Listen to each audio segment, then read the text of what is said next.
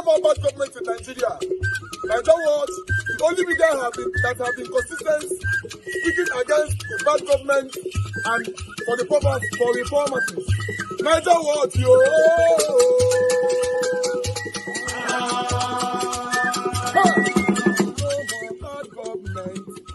No more bad government. Nigeria what? No more bad government. Nigeria what? No more bad government. The only media that have been speaking. No more bad government. The voice of the voiceless. No more bad government.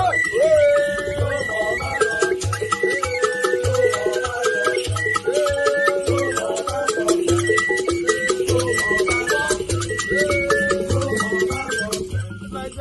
No more bad government. For the poor. No more bad government. Nigeria what? No more bad government. Nigeria what media. No more bad government. No more bad government. No more bad government. In Nigeria. No more bad government. No more bad government. No more bad government. The only media. No more bad government. The number one media in Nigeria. No more bad government. President Atiku Abubakar says he will run for the presidency of Nigeria in the 2027 election, despite the challenges his party, the People's Democratic Party, is currently facing. Atiku has run to become Nigeria's president for 6 times within 3 decades, his most recent attempt being in the 2023 presidential election as the PDP candidate. At his last attempt, the 77-year-old got 6.9 million votes to come second in the poll won by Bola Tinubu of the All Progressives Congress, who secured 8.7 million votes. When asked whether he would try again, Atiku told the international media that, God willing, he would try again.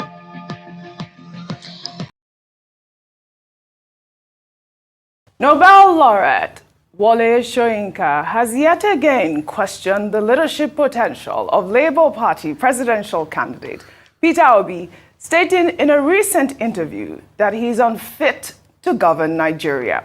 Soyinka cited the conduct of his supporters, known as the Obedience, during the 2023 election campaign as a disqualifying factor. Let's take a look. I hope for the sake of the nation that he doesn't express interest in the next election. Because for me as a leader, if there was any proof that he was unfit to lead that country, it's in the conduct which he encouraged among his followers. Because I know for a fact, and I can give you an instance which proved that he was in control of those forces. Simply because when he first came to visit me, I remember the moment when he took out his computers, something, and after he made a statement like, "Oh, don't worry, everything, will be taken care of. You don't have anything to worry about these people." He was talking about the quote-unquote obedience. I remember he took out his computer, his phone, and he tapped, a message, there. And it shot me. I was watching him very closely. I didn't see a thing. And after that, everything seemed to be, to be nice and cozy. All right. Professor Wole Soyinka, Nobel laureate. The last time he called Peter Obi Bajue. Remember that? Well, all right, Reactions will definitely trail this. Let us take this tweet from Distinguished, who wrote, "This was Soyinka in 2024. After almost 8 months of Tinubu, I don't criticize heads of state till after a year. So he went to Aso Rock to give Tinubu 7 points agenda. But he can criticize Peter Obi, who isn't in Aso Rock. These are the elders we should respect." Daniel Rega wrote, "Wole Soyinka is entitled to his opinion about Peter Obi and the Labour Party. But I'm yet to see him criticize the present government or those currently in power, which speaks volumes for someone who's highly respected. His bias is glaring for all to see. With his voice, he can help start serious conversations." I mean, yes, that is true. He, with his voice, definitely can start serious conversations. But that's not the only thing, Wole Soyinka talked about during that interview. He also talked about the fact that Nnamdi Kano is, should be, has a right to, agitate for a separate nation. For all he knows, he did not bomb anywhere. So, he also talked about that. But that's the type of conversations that we are expected to hear from a leader like Wole Soyinka? One thing has to be said. I would like to ask Professor Wole Soyinka and other people, what is this thing about Obi? That means there's something, a goal you people see in this Obi. Because this man did not win elections.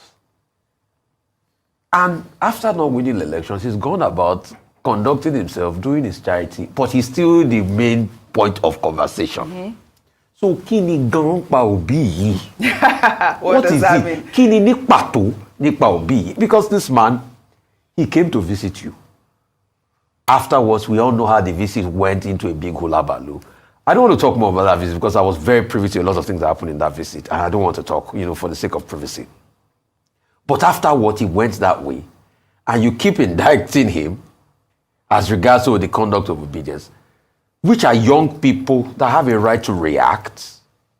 What about the people that, did ethnic strife? What about the people that carried Oro in elections in Lagos?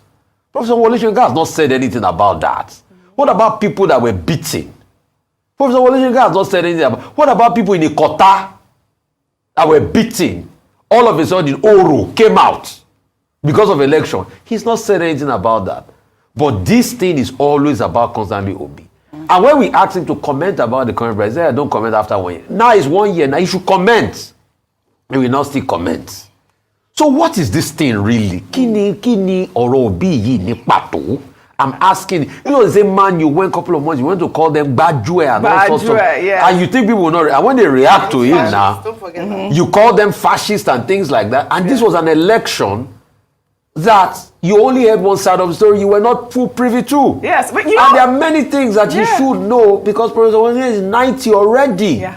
But will not stop respecting him for the role he plays. I dove my heart for him because when it was time to stand tall, he stood tall in this country. And I say we have a lot of respect for him, but there are some things we say that would disagree. Yeah. We can respect you and disagree with you. Yes. So I disagree with him on this. Yes, I actually, liked those tweets because, May 29, President Bola Ahmed Tinubu, 1 year in office. I'd love to hear from him as well regarding, we can't wait. Wait a minute for you guys. There it is. This is happening right now.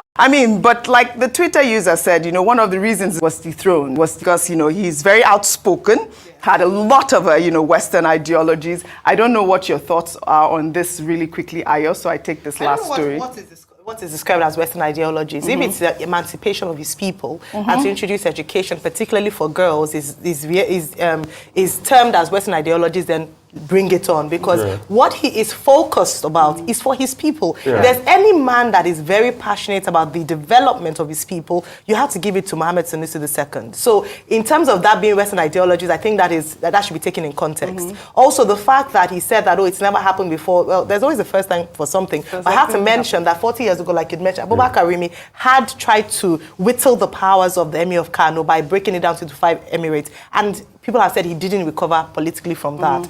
The governor has spoken. The courts have spoken. Let's see what will happen at the end of the day. But remember that Ganduje also did not respect the ruling of the court. So that is going to be flouted, right? So his history turning full term. But speaking of that, the court ruling will be flouted too. Right now, it's being flouted right now. But as regards education and all of that, in my capacity as being part of 1 million teachers, I know how much we have done with him while he was Emir of Kano, even after being Emir of Kano, which is the chair of our advisory board, as regards training teachers and bringing education to that area. And these are things that we're constantly done. And this is for the sake of full disclosure. So if we need to emancipate the minds of people, cannot continue to live in the former years of now. Well, all right. We'll take our final story.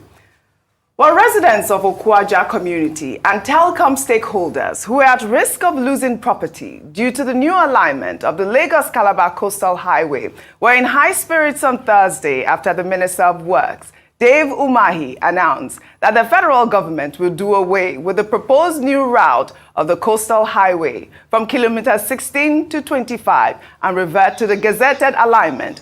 Umahi disclosed this at the third stakeholders meeting of the Coastal Highway project in Lagos. The decision to revert to the old alignment at the Okwaja axis will prevent about 490 houses from being demolished. To the glory of God, to serve MTN, to Africa, Okwaja community, we are diverting completely from the new alignment, from the old alignment.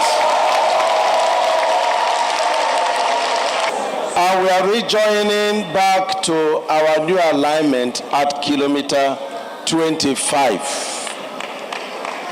Congratulations. Congratulations. Thank you. Can we stand up and sing for President Asiwaju Bola Ahmed? On your mandate we shall stand. On your mandate we shall stand. On your mandate. On your mandate. Bola. On your mandate.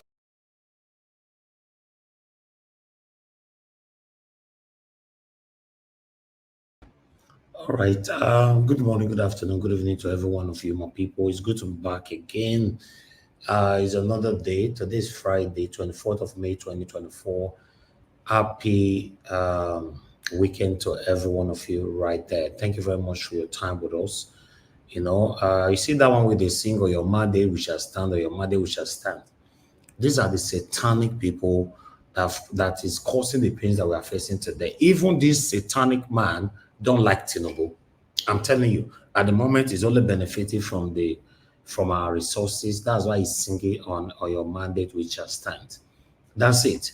If Tinubu leaves office tomorrow, you will not see David Umahi. In fact, you see David Umahi on channels or Arise criticizing Tinubu. All of them are fighting for their selfish interests. He doesn't like Tinubu. He doesn't like you. He doesn't like me. He doesn't like us. He only care about his own selfish interests. Thank you very much, my people. I appreciate you all. And God bless you. And mother of all mommy diaspora, good evening to you, mommy. Happy weekend to you. Thank you very much for all you do. I appreciate you always. Thank you very much, everyone right there. Wisdom Lucky, thank you very much. Good evening to you. Miracle Bay, Promise to do Brazil, Lucy, Eno, Sabovo Konga, Evie Jack, Manvis, Amonse, Rosie Ayosh. Good evening, good evening, good evening, my wonderful people. Jennifer Obi. Thank you, Ben Osaho, Bano Sonny. I appreciate you all. Vitus Akwebelen. I appreciate you. Washington Omorege, Adelaja Ogobi in the building. Thank you, thank you, thank you. Peggy Modi, thank you very much, ma. I appreciate you. Great mind in the building. Pachai Nofe, my dear sister, I can see you right there. God bless you all. Queen Osifo, thank you. I appreciate you. Thank you for joining us. Ace also said, God bless you. I appreciate every one of you right there. Then I appreciate you, Shizoba. Thank you very much for joining us today. Stella Ima Sevedo, good evening to you, madam. Thanks for joining us. Good evening to you all right there. I can see Say right there with us as well. Madam Tusabi, thank you very much, man, for joining us today. And Nusa Hari, I can see right there. Thank you, thank you, thank you. Then we have Nusa Hari. Okay, I've mentioned Nusa Hari already. You see Andrew, Kate, Amore say, thank you. God bless all. It's like some of you are commenting twice. Okay. All right. I would just like to see Amashola, we miss you. Where have you been, my brother? It's good to hear from you. We want you on the panel. We want to hear your contribution. Although the panel for some time now be very, very competitive. So come in. Let's hear from you, my brother. Austin Prince, thank you very much. Good evening to you. Ray Abwa in the building. I appreciate you. Thank you very much. Then we have Ike Andrews. Thanks for joining us. CCO, I can see right there as well. Evie Jack, thank you. Maintain Man, thank you. God bless you. Tony South in the building. Thank you. Emmanuel Chooks is with us. Willie is with us as well. The Raw, thank you. Abu Azi, good evening to you, sir. Thanks very much for all you do to save better Nigeria. Nena Bona in the building. God bless you. Good evening to you. Amaka Fojebi, good evening to you, madam. Thanks for joining us. Appreciate you. Mike Akionbare, thank you very much. God bless you all, my people. Stan Morgan in the building as well. Madam Amen Bride, good evening to you, ma. Thank you very much for all you do. I appreciate you. And many others right there. And God bless you. I'd like us to move on right now. I'm going to post out a link for those of you that want to join us today. We've played all the videos that we have for you guys already. So we're just going to move on right away. So let me post out a link. Click on the link, join us, and let's do this together. A link will be posted. By the way, where's Madam Nena? We miss Madam Nena. Madam Busy Brace is still recovering. She'll be joining us anytime soon. And many others. Madam Law of God is my strength. We miss you as well. And many others. You know, say this platform, if you don't mention your name now, automatically I don't commit sin. I bet not the verse. I don't mention your name, but know that if you appear, I will always appreciate you. But meanwhile, I'd like us to move on. Let me quickly showcase what I have for you guys here. You know, about the Calabar Coastal Highway. After they don't demolish so many buildings, now they say they know they do this thing again. And they don't want to do them again or all that. I don't know. But still, people have responded to that. I would like to quickly take these articles before I come to people's response so that we can take all that together. Thank you very much, Mother Patricia. I can see you right there. Thanks for joining us on the backstage. Okay, let me put this on the screen. I have just 4 articles to quickly take. Then we'll take it from there. All right. Because of the Calabar Highway, whatever highway, okay, we accept Nigerian government right to take over any property, but require compensation for destroyed 42 billion Naira property Landmark Group. Landmark invest not be small. The company, in an official statement issued by its brand and corporate communications officer, LC Ogenyo, said the demolition of the property has thrown the company into imminent loss of nearly half its company's revenue. So they are telling Tinubu's government now that they are going to pay for what they have demolished. So I don't know how that is going to work, but let's see how it goes. Because the sad part of it now is that these people, they are changing their mind. I don't understand that.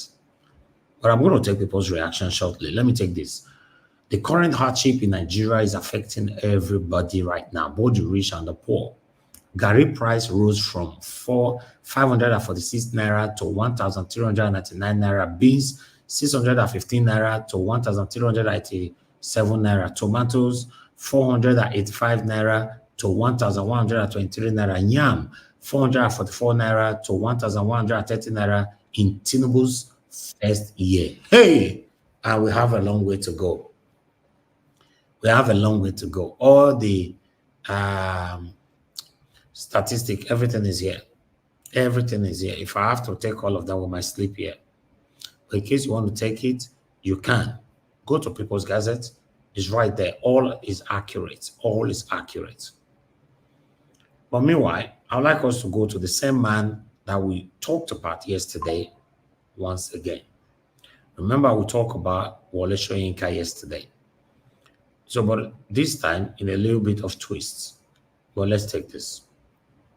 Some Nigerians who are supposed to be on trial are in high positions, dominating political space. Soyinka, I wish he started from like Tinubu. That would have been nice. Epa, you not grandfather. Grandfather that's supposed to be telling us story at this age. All of us will sit on the floor, we're listening to you, telling us story, what you have passed through in life, what we should be expecting prospectively in life, what life is all about, all your experiences and all that. That's what you should be telling us by now, sir. You shouldn't be partisan or biased in any kind of way. That's all I will just say on that, but I'll take that out to take the last article that I have for you guys. Please do your part. Press on the like button, my people. Also press on the dollar sign. Press on the dollar sign. Encourage our work here. This is coming from Sahara Reporter, and it's part of the headline. And like I normally say, any headline you see from us, we only put that there because that is the space we can have. But remember, we always have more than 10 headlines. So don't be carried away with just one headline that we put there. You are coming to receive even more. But nevertheless, Nigerian court orders interim forfeiture of Emefiele's $4.7 million, 830 million Naira, multi-billion Naira properties in US and in Lagos. This man, Emefiele, you don't have one chance. This man don't have one chance. Tinubu, I wish the way Tinubu they punish this man. That's what Tinubu they punish all the past leaders in the whole Nigeria. Me, I for not they talk, to be honest. But it just looks like, although I'm in support of the punishment, the pains or whatever the punishment this man is facing, I'm in support 100%. But let's take this quickly.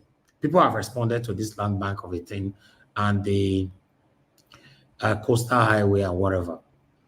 Okay, this is coming from Nigerian Stories.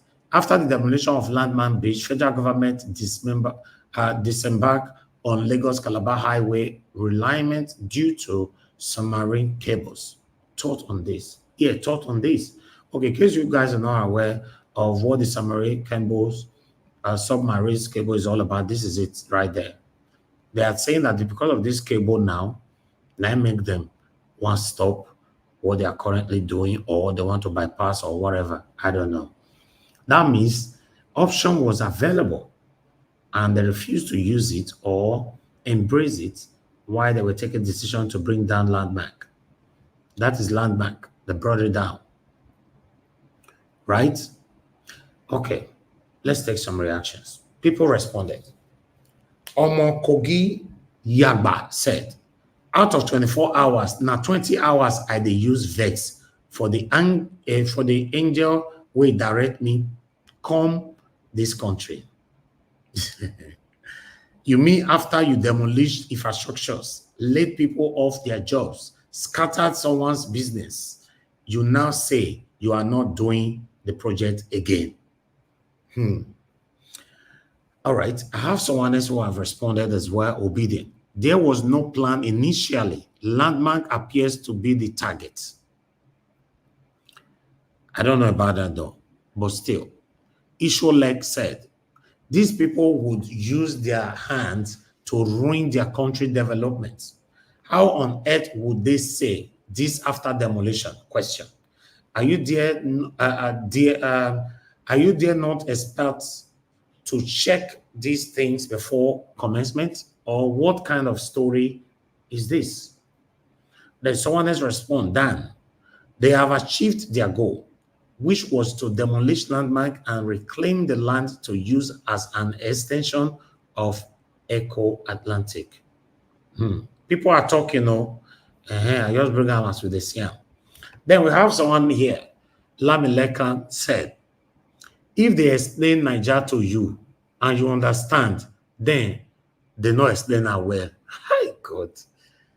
I like this Lerisha. If they explain Niger to you, after the explanation, you said, I understand. That means they not explain that well to you. Kai. What the second to the last is saying, enough of all these unreasonable politics from Tinubu's camp on the Lagos-Calabar Highway coastal. We saw the footprint from inception. The plan was to replace Landbank Beach for the extension of Eco Atlantic phase. 2, as well, siphon funds. Does Dave Umahi look like someone who is competent? You can cite him from his performance as governor. Bunch of incompetence in power. These are one key issues Wole Soyinka ought to be talking about. But no, Peter Obi is his headache because he known they give shishi. Sanusi Ganduje. Okay, we'll leave that right there. Why the last one here is saying, this is coming from King Dave. So the federal government couldn't carry out a proper research before destroying the Landbank Beach. Question. It is now they discovered telecommunications infrastructure and submarine cables. What a flimsy excuse. This was politically motivated, motived, or done to give a competitor the upper hand, but it is pathetic either ways, seems deliberate. Although I have the last one for you guys, but this one you might not be able to read, but I'll read for you. It's on Twitter. I didn't bother screenshotting. I just want to take it the way it is. Okay, that is it right there. It's very tiny from your end, but if you can read, that is fine. If not, don't worry. Let me do the reading for you. This one is coming from a deal we see. Ekweke. Ekekwe. Kai, some names are not easy like that. Okay, when I question the strategic value of Lagos-Calabar Coastal Highway in an era where we continue to struggle to maintain land-based highways, a member of our community here noted that Nigeria would abandon the alignment because few miles ahead, the builders will meet many submarine, telecom, and internet cables. In other words, despite destroying private properties at scale, the realigned route was not feasible because there were cables which, if destroyed, would put Nigeria on internet and telephone darkness. Good people, what that members wrote just happened. The federal government has shelved and diverted Realignment of Lagos-Calabar Coastal High Road project while also saving the telecommunication infrastructure and submarine cables, among others, at the axis. I call Mr. President to get annoyed here and fire some people. Nigeria has many smart people and he will not struggle to find a better team. Yes, you cannot tell me that someone did not check the locations of our core telecom infrastructure before approving the route. You cannot tell me that someone in the telecom regulatory body did not read about this to have alerted the government. You cannot tell me that these cables were unknown until those private properties were destroyed. Yes, no matter your party, your religion, your tribe, or whatever, nothing will change until we ask those working in the government to put in the effort. If these men and women destroyed those properties with full awareness, they would be forced to stop because of those cables. Installed more 17 years ago. We need an explanation on why. This is hilarious and very shameful at a national level. We need an explanation. Unfortunately, I'm sorry, sir, you're not going to get any explanation. Everything that we complain about here, nobody come out to explain to us because they think that we are inconsequential. They don't care about us. They're not interested. So, but you never know. We might get. Peter Obi responded to us after we poured out our plight 3 days ago. This is one thing that I like about my principal. If he doesn't come out directly, he always sends somebody to respond to us. But will Tinubu government respond to you? Question. I don't know. Good morning, good afternoon, good evening to every one of you, my people. I appreciate you all. I think we should start talking. For those of you that want to call in, please, this is the best time. But before that, I'd like to appreciate those of you that have already given me a super chat for my coffee today. Yay! In fact, you know, I will sing for you people. Amaka for JB, thank you very much, man. I appreciate this. May God bless you. My pocket never run dry. Peggy Modi, thank you very much, man. I appreciate this. My pocket never run dry. Thank you very much. I appreciate you. Guys, if you're listening to me right now on the comment section or anywhere you're listening to me, come to the comment section, click on the $sign, emulate what these two have just done. And God bless you now. But meanwhile, I'll sing this music for them quickly.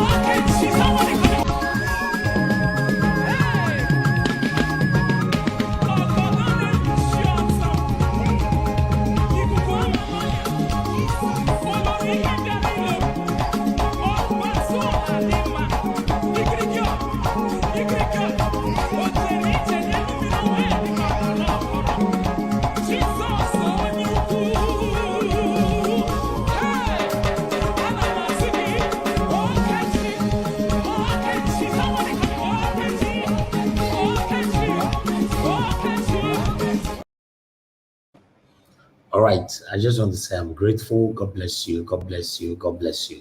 Thank you very much. God bless every one of you. Right there, let me take the first caller today. We have Mr. Chimize as the first caller. Good evening to you, sir. Please talk to us. Mr. Elvis. Yes, sir. Good afternoon. I greet everyone. I greet all Nigeria Watch family. Nigeria. Oh my gosh. Kai. How did we get it here? Why did I think what is wrong with this government? They don't do the following process. That's what the last process. This is for carry to this. Your network, we can't hear you that much. Oh. What's happening to your network, sir? Can you hear me? Yes, your network is breaking. Yes, sir. Your network is bad. Your network is very bad. Call back. Call back. Let me take another call for now. We can't hear you. Very sad.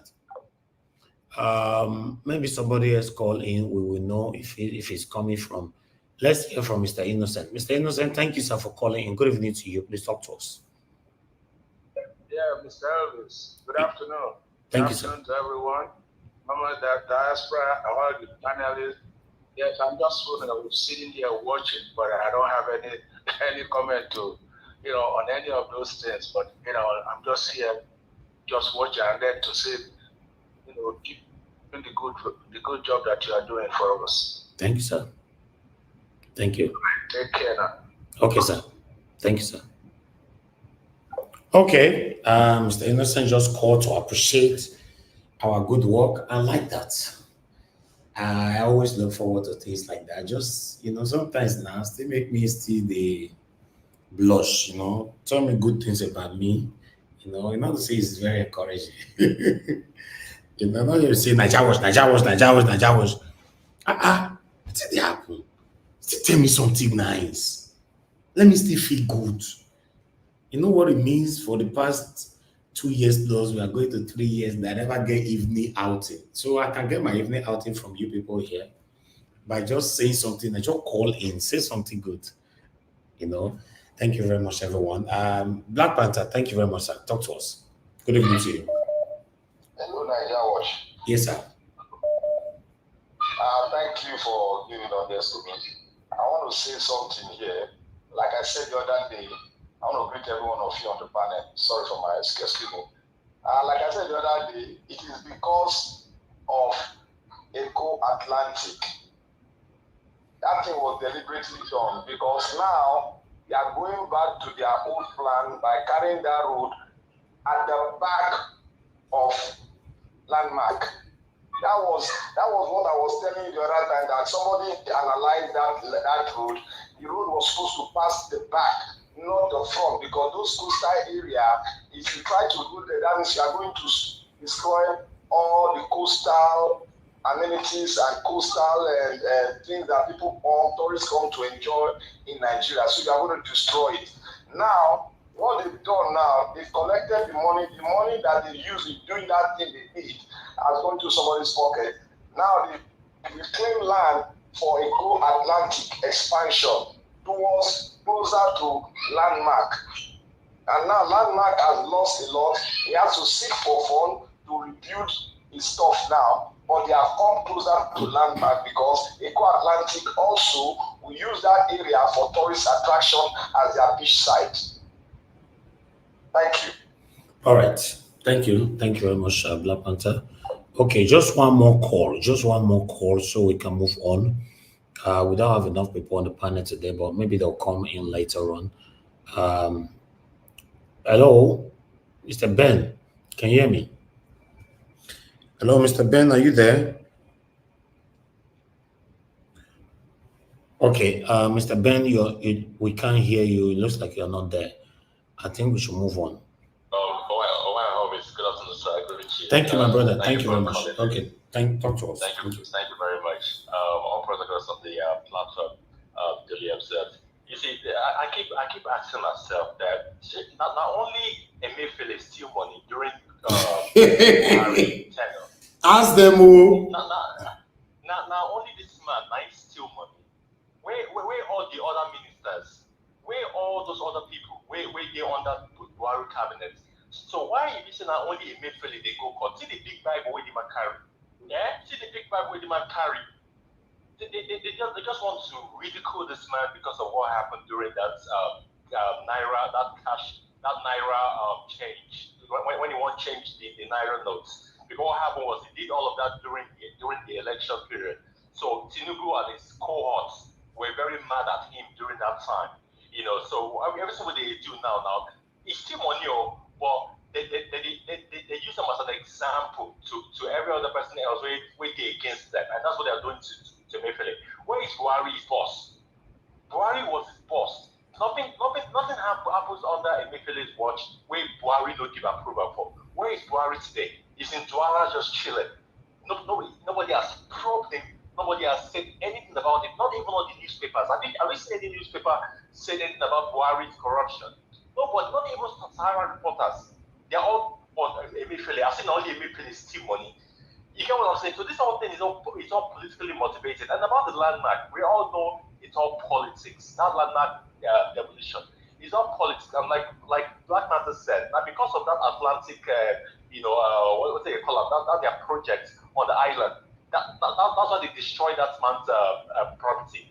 It's all politically motivated. And Nigeria will not go forward if we have this kind of psychopaths in power. Look at that video you posted where you were singing, "On your mandate we shall stand, on your mandate we shall stand." So are they telling me that is the new national anthem? Is that the new national anthem of Nigeria? So now they sing our national anthem again. Now on your mandate we shall stand, because you all are psychopaths. Tinubu's administration is bad, but you guys will support that administration because of the money we are the gets. All these politicians back home that are destroying the country, that are against the progress of the people. God will handle all of you one by one. Thank you very much. I agree with you. Thank you very much. Thank you. God bless you, my brother. All right, so let's come to the panel. I appreciate every one of you, my people. God bless you. Today we might not stay long, depending on how they engage us. And I'm going to select somebody to help us today on the panel, which is going to be Madam Patricia Tabujumi, if she's available. Madam Patricia Tabujumi, it's good to have you on the show, man. Thank you very much. Although, mashallah, you are the first, but I just want to get the attention of Madam Patricia first. If you can help us to do one or two of the moderating today, although I'll be on the backstage if I'm needed. Madam Patricia, are you there with us? Good evening, Mr. Elvis. Thank you, ma. How are you doing today? I'm good. Thank you. And happy weekend, everybody. Thank you, ma. Thank you so much. Thank you. Okay. All right. Thank you very much for always being there, man. I appreciate you. Mashallah, it's good to have you on the show. Where you this is why you Why you are bad on us like this? Oga, I did here all the topic every day. Yeah, but we want you they complain, say they get evening hangout.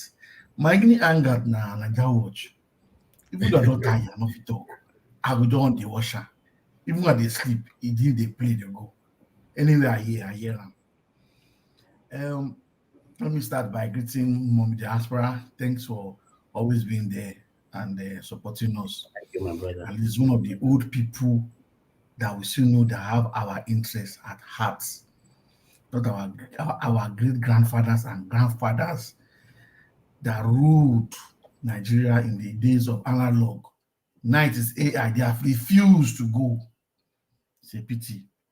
Let me start with Naija Watch. For you to let you know that I've been watching. I'm going to Delta State, demolition they did in Asaba to those people they destroy and that celebrity. I want everybody to go. I can't. Nobody can lose. I know what's happening in Delta State. Delta State on its own, an average building in Delta State does not have approval. Naija Watch. I'm talking based on the fact that I live there, I practice there. An average Nigerian in Delta State does not have approval plan for their land, so they should not complain when they demolish their houses. If you design a house, I have 2 to 3 clients in government that did big project. The last one I did before I traveled out, I forced him to do approval of his residential building, his club, hotel, and everything. They gave him a drawing and I took it to the planning office. They gave him a bill to tomorrow. I'm so sure he has now done approval because they give him a huge amount of money to pay. For many years, he's been building. No one of the buildings have been approved, but the building are standing. That's how it is. It's so terrible. Nigerians of architects in Delta State have been battling to see that things are done properly. But of course, government bureaucracy will not allow. So anybody that's the demolition house in Delta State, just keep quiet and don't say anything. If you don't have a CFO, an approval plan to show, don't come out on TV and shout that they demolish your house. Until you have a CFO, an approved drawing, stamped from state government, come and make news on the media. Let's go back to our topic of today. Lagos-Calabar Road. Inside this, you saw some weeks back when I was talking about this, I said Tinubu is a land grabber. He's the chief land grabber. He's the chief land grabber in Nigeria. He has grabbed part of Lagos State to himself and his friends, which is the new Lagos plan they are doing. Phase 2 was to be extended behind Landmark, and they destroyed Landmark. You used federal road to claim that that's where the road was supposed to pass.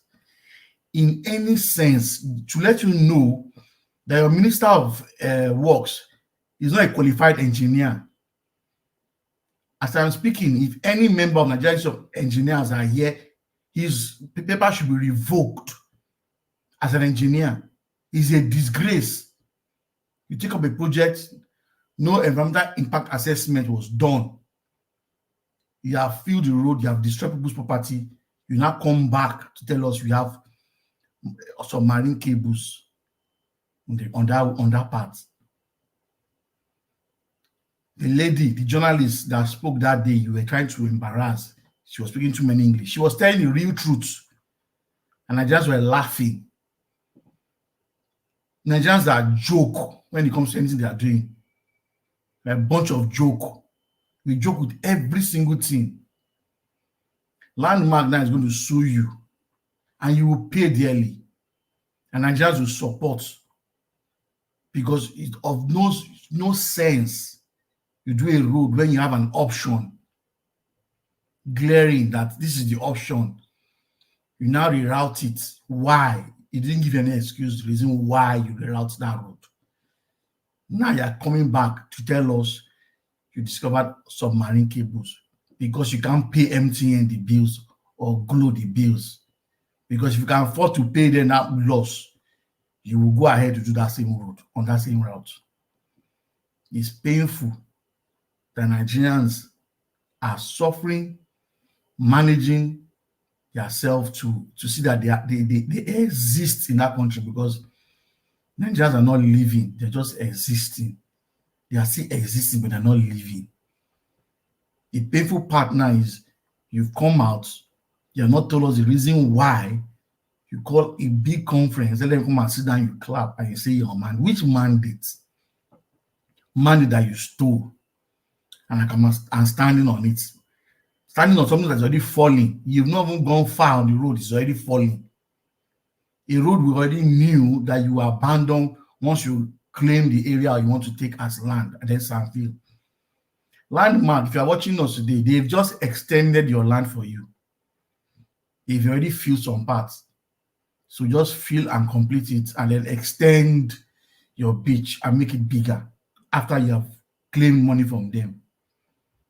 The painful part is no human being on earth that has sense in construction will build a road alongside of the sea when you know you have to make sure that the sea does not take the road away. What was the reason why you built your Lagos, new Lagos property you did? Because the bar beach was going. The wave was taking the water, the sand away. And now you want to put Nigerian money into a road, and then you not have a seawall. If they want to do that one, they know how much. Apart from the submarine cable, they've calculated how much it will cost them to build a seawall It's not small money to do a seawall along that path, and then you're doing a road. It's a pity. Wole Soyinka, you were young. You did advanced courts. You were talking. People believed in you. People still believe, yes, you are still talking fine. But because your schoolmate, like I said, I always say it, and I'll keep saying it. Nigerians are being ruled by people who don't enter the classroom. An average politician in Nigeria did not enter the classroom. Their assignments are done by those people that sit in the class in front seats. The ones ruling us are the ones that sit at the back seat of the classroom. The ones managing to survive and not do corruption are the one in the middle class in the classroom, trying to survive, make sure that things work and not be corrupt. But the ones in front seats, like Wole Soyinka, that assisted those that never came to class to do the assignment, is one supporting them in their government. And then Obi, that was in class 247, studied. He's not their enemy. Obi is not the one ruling. I don't know why what's your own headache with Obi. Whether we obedient still support him, is it your business? Stay your lane. Stay your lane. Maybe we do our own lane. We do Obi lane. If you want to enter Obi lane, chance day. Can't enter. Stop beating about the bush, around the bush, that we should not contest the next election, because you know the next election will be very difficult for you guys to read. And the mayhem that will happen if you guys try to do the same thing you did last year, I don't think anybody, maybe Nigeria will not exist at that time. So please don't advise us not to contest. Obi will contest in 2027, and that's if there will be an actual election. Nigerians that are still waiting and thinking 2027 is our way, you can see they don't have plans for us.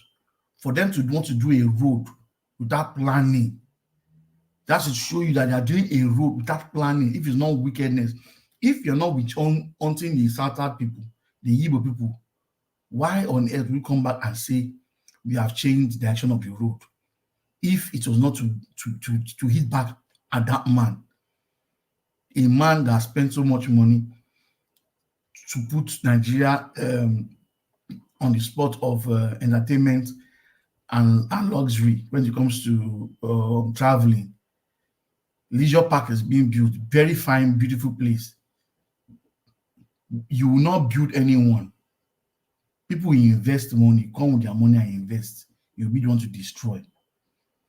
Tinubu, you're just a joke. Your government is just the highest joke in Nigeria can ever have. Somebody has said it, we already just know that if you expect to understand Nigeria, you don't know what you're doing. You can never understand it. That's the reason why they can just wake up in the morning and tell you subsidy is gone. I hope tomorrow you can wake up again and say subsidy is back officially. Price of foodstuff, we are all complaining. It is just started. We're just among the we're just getting to the middle of the year. By December, only God knows what we'll be eating if we continue like this. Nigerians, if you don't wake up and take back this government, take Nigerian back into your hands, there is no coming back. There's no savior coming from anywhere. Your pastors are telling you it is well, it is well. It is not well. Don't be deceived. It is not well anywhere. I hate when pastors tell you it is well. Meanwhile, the man is dying. It is well. He is dying. I'm fine, but you are dying. Nigerians, do not be deceived. It is high time we hit the streets and protest against this government. Fuel price is going up. Food price is going up. Tariff for electricity that you will never get is going up. They keep bringing bills for you to pay, and yet they don't have job for you. Nigeria Watch, at this point, let me step back and let somebody else continue from here. Thank you. Thank you so much, Mr. Omashola. Thank you for those brilliant submissions. let me greet everybody properly. Good evening, good morning, good afternoon to all our viewers worldwide. Thank you for joining the channel today. Today, the 24th of May 2024. It's a pleasure to take over from Mr. Elvis to coordinate this program or moderate it until he comes back. I don't take it for granted. Thank you so much. And also, Mommy Diaspora, thank you for all that you do for us. Yes, today's message, today's topic, you've seen it all. So let us do justice to what is there. Emefiele has become the scapegoat that the Nigeria government is using to show an example to those that does not do their bidding. When didn't do Tinubu's bidding when he was in the position to do so. So this is payback time for him. But yeah, we know where all these are going. Like somebody already called and said, is it only him that actually embezzled Nigeria's money? No. I mean, if Buhari, the person that made it possible for Emefiele to have stole all this money or embezzled all this money, is still working free, I don't see any reason why Emefiele should be the one, going through all these shenanigans. So if Tinubu is really Tinubu Jagaban, if you are Jagaban, please go and arrest Buhari as well. Arrest Buhari, arrest the other one that went to paint spray Nigeria, Ethiopia airline, and brought it to us as a Nigeria Airlines. So I think all those people should be in jail as well. They should be in custody. What about the humanitarian one? That I do is there now. What about the other lady?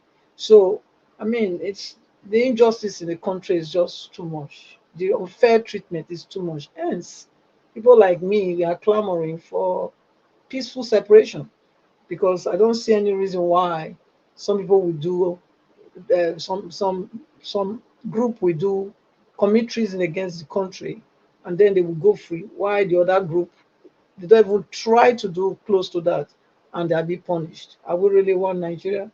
So I'll leave our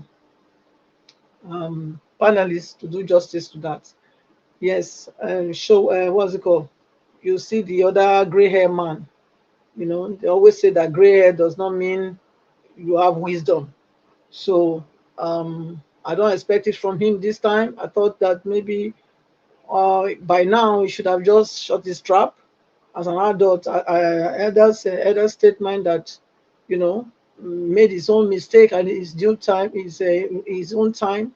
I think he's coming out again now. It's just some call for, and I'm ashamed that his children doesn't even talk to him. I believe he had children. If he was my father, I think I would have been very, very, very ashamed to associate myself with him. I would have come out and speak against him. If Wole Soyinka was my father, I would have done that because what he's doing is totally unacceptable. How can you justify, your position as an elder statesman if you are behaving like this? You are biased and you are, a bigotry. You don't speak truth to power. So for me, it's not acceptable. But let me call Mr. Jonathan to give us his submission today. Mr. Jonathan, good evening and welcome to today's podcast. Thank you. Thank you very much, Madam Patricia. Welcome. And I greet Mr. Omashola as well. You've pretty much said, part of what I wanted to say, and that's good. Simply point to the fact that we are discussing in the right direction. And I welcome you, Mr. Elvis. Thank you very much. Thanks for the work you are doing. I greet all those that are in the comment section. I greet everyone. welcome, and all the callers as well. I greet every one of you. You know, it's so unfortunate that this is where we are in Nigeria. You know, it's just so unfortunate. I always say that, and you just have to say that because that's where we are. That's what it is. It's unfortunate. You know, somebody captured it very well in one of the messages, one of the X or tweet messages that was read out earlier. Somebody said, and he said it perfectly well. If somebody tells you the story of Nigeria and you say it is complete, and that you say you understand, then something is missing somewhere. Something is missing somewhere. There's no way they can tell you the story of Nigeria or what is going on in Nigeria that you will say, okay, I understand. It is very difficult. You only have to make sense of it because what is going on right now is just so unfortunate. Mr. Wole Soyinka is, I'll just describe him as being arrogant. That is how mild I can describe it. Any other thing would be so disturbing. Any other description would be so derogatory and disturbing. I'll just leave it that he's just so arrogant. He said Obi is unfit to govern Nigeria. What is it about Obi? That question is being asked repeatedly. And on what basis? Because I ask myself, on what basis is Obi unfit? My brother have asked, is Obi the president of Nigeria today? Which role Peter Obi is playing in any policy decision at all in Nigeria today? Mr. Wole Soyinka, which role is not fit to be the president of Nigeria? I just see a man, you know, it's just his story is just a man in his last days could be descending so low. Is descending so low to a level where everything he has built over the years is being rubbished, is being dismantled. Not by anyone else. Nobody is rubbishing it. Nobody is destroying it. But he himself is destroying it by himself, to himself. Nobody else is the one doing it. And history will remember him for all of this. This is the 21st century. Everything he says is the foot. If you can't take this away. Gone are the days when people will say, you know, people don't read books. They have it right now on their hands. It's right there on their on their palm. It's just right there. Everything you are doing now, a 10-year-old has everything on their palm. It's not about trying to get a book to read. The fingerprints are there for life, forever. And it will be a massive distortion to your legacy when it is written. This will be a distortion to your legacy. You are descending so low. You are destroying everything that you have built by yourself. You are doing it by yourself, to yourself, all by yourself. Nobody else is doing it. I don't understand. I want to interpret it in another way. I believe that they are mad. This group of people, they are mad on a daily basis to the fact that they cannot gag, they cannot stop people from talking. They are mad. If these people, if they find their way, they will gag everything gaggable in that country. But this age and time, that is what is troubling them. That is what is making them run. They are running mad because they can't stop it. They can't stop people from talking. They can't stop people from expressing their views. They can't stop people from analyzing everything that is happening on it. What it's not even on a daily basis, hour by hour, minute by minute. So they can't even, because they are not used to that, they can't even match up. Because before they say it, people have gone 2, 3, 4 steps ahead of them. So they have to come back to meet up. So this is killing them. It's like they have made their match. So the only way is to send people like Soyinka out, who is an arrogant old man. That's what I will call him. To come and help them out. That's just it. There's nothing else they can do at this point in time. Because there's nothing they can do. They are doing nothing in the first place. Absolutely nothing. This is all clear now. We've been saying it. We've been saying it over and over again. People will say you are just talking. But it's now clear. A government that will come out and say what we did, not last year, not 6 months ago, not 3 months ago. What we did 3 weeks ago, we are reversing it. A policy that impacts the lives of so many. A policy that has so much impact on businesses. The livelihood of many people, thousands of people. That kind of policy. Within the same month, you are reversing it. What does that tell you? That tells you that this is a government that has no idea of what to do. If they find their way, they will do the same thing for every of their policy. Every policy decision that they have taken in the last 1 year. They will do this. They will do the same for everything. That they wish they could just come out and just do it. Probably level the playing field. Subsidy is back.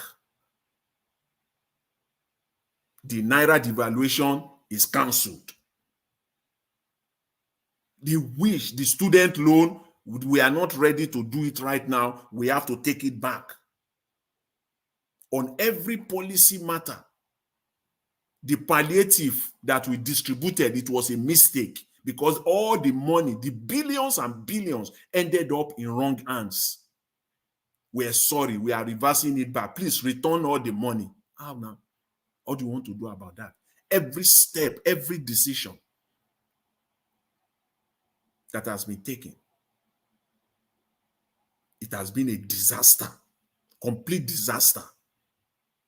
And I've been seeing them in the last 1 week parading themselves, going on this jamboree, all the ministers grading themselves, doing self-grading for themselves of their performance in the last 1 year, because that's what you have to do. You don't need to do that if you have done well. Each one of them is coming out every day saying this is what we have done in the last 1 year. What is it that you have done? If you have done well, it will be there for Nigerians to see. You don't need to come out. You don't need now to be promoting it. Literally grading yourselves. It is people that will grade you. It is not you. You cannot be the student and still be the marker of the exam. It's not done. This is just terrible. And that's why I always say, I'll say it again today. Mr. Tinubu will forever, he will struggle to set up or assemble a team, a solid team that will take Nigeria forward. This is his best. This is his A team. This is Mr. Tinubu's A team. Nigerians, get that fact. You cannot see anything good coming forth. The outlook is not only dismal, as I always say, it's in total disarray. We can say that now. We can say that now loud and clear by this singular action coming out to say the policy of the Lagos-Calabar, the demolition will no longer go on after you have demolished properties already. So what happens to those ones? People are asking. People are asking, what happened? Nobody. This is your best. Nobody. These are the people you assemble together. This crop of incompetent, crooked people. This is your best. You cannot get anything better than this. This is your best. This is your A team. As much as we all know that it's very clear that we want the best for Nigeria. We know that we all want the best. Unfortunately, these people can't do better. I have a call to make. I will make the call for the sake of Nigeria. To Nigerians at home and abroad, Nigerians in the diaspora. I have a call. If you know you are competent, if you know that you have integrity, and you are solid, you are very solid and competent in your area of expertise, please come. There is a job for you in Nigeria. Please come and help Nigeria. Please come out and help Nigeria. Mr. Jonathan. Yes. Yes. You heard me just now. People that don't come to class cannot call people that are in class to come and help them. You don't understand. The problem with Nigeria is having right now, the problem Nigeria is having, check around all the states, everywhere. Those that never enter the class to study anything good or buy maths and buy things, they're the one ruling the country. That's exactly the point. God bless your Mashallah. Exactly. In Delta State. Yes, that's the point. In Delta State. That's why I said. I saw on Facebook today. Yes, Mr. General, God got me more angry. Yes. Delta State, I have people in fact that I know that went to school that can rule a local government. I am seeing ticket driver person coming out for APC. Yes. To run for a local government, what is South local government? Someone that didn't go to school. Yes. That's why I said this is. That's why I said this is. So the problem is the Nigeria issue right now is terrible. It is. You cannot tell someone they went to school. That is why they don't want Obi. If Obi comes there, you think Obi will bring person that didn't enter the class to come and do something? Because see, Mr. Moshola, let me ask you a question. Now. If today, as you are right now, see, if they call you now to come and serve Mr. Tino it's like somebody I'm echoing. I don't know. You're not echoing, no. Okay, all right. Yes, I think echoing. Are you when I was talking earlier on, I was hearing my voice back from your end. Okay. Okay, Mr. Moshola, it's a question. If they call you today, this is a question for everyone on the platform right now. If they call you today, knowing who you are, what you stand for, your integrity, what you stand for in your life today, your integrity, your competence. If they call you today, that please come and work for Mr. Tinubu, will you? Mr. Jonathan, if you call me today to come and work with Tinubu, and I'll see people that I want to work with, I can't come and work in a place where I'm going to work with people that are not qualified. That's it. That's you have answered it. See, that's why I said there are no competent people. Mr. Tinubu tried though. He searched all over the world looking for competent people. They refused. Nobody who has worked all his life to build his career, build his integrity, build his name, the name of his family, a serious man at that will say he wants to come and work for Mr. Jonathan, if the Minister of Works has a career as an engineer and you do this kind of mistake, his certificate should be taken off. It's like saying a medical doctor tells you you have cancer and they have operated you, removed things, and tomorrow say, sorry, we did a mistake. You didn't have cancer. That's what happened just now. That's an indictment now.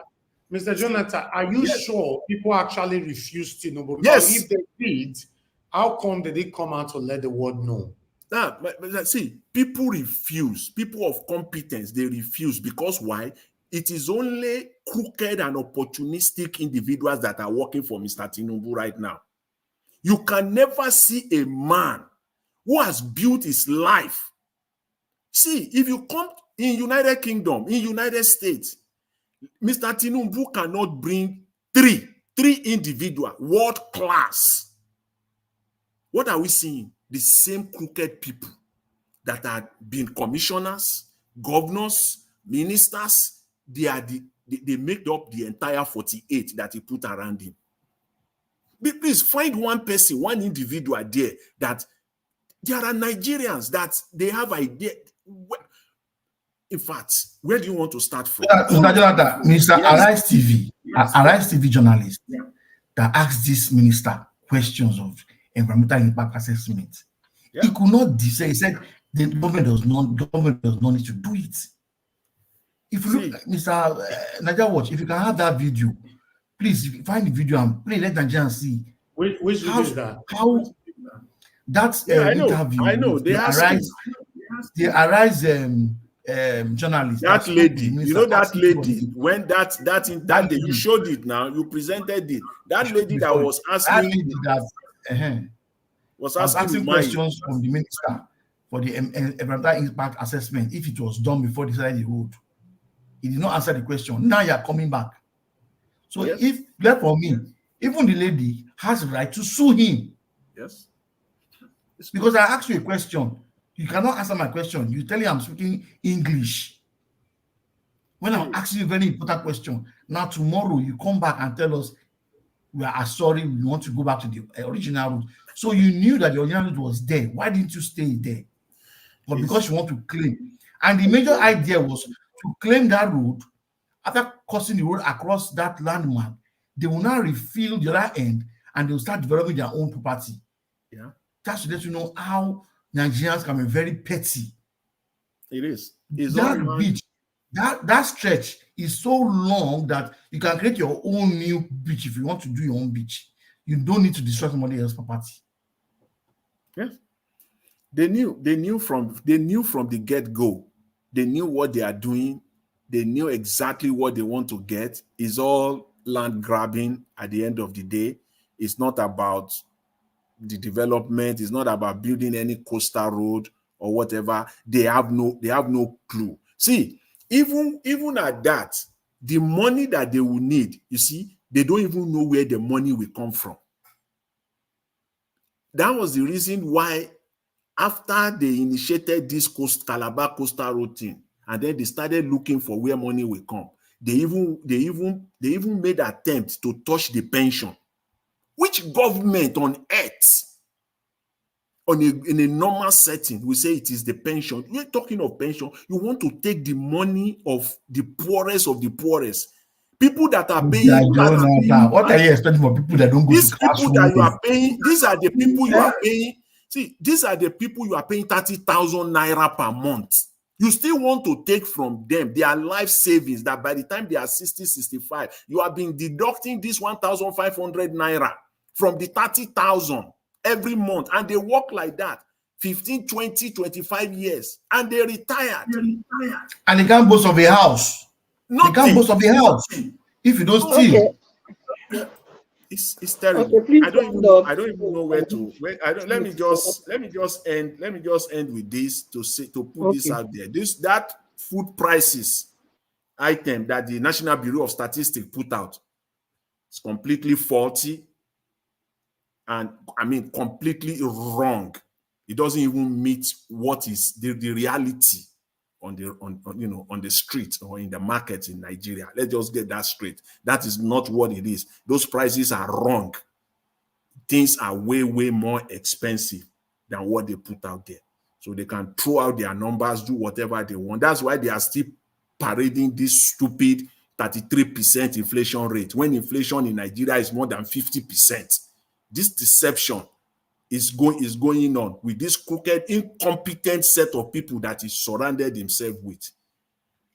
It's important to put that out. Anyway, Madam Patricia, I'll stop at this point so that other panelists can come in. Thank you very much. I really appreciate it. Thanks.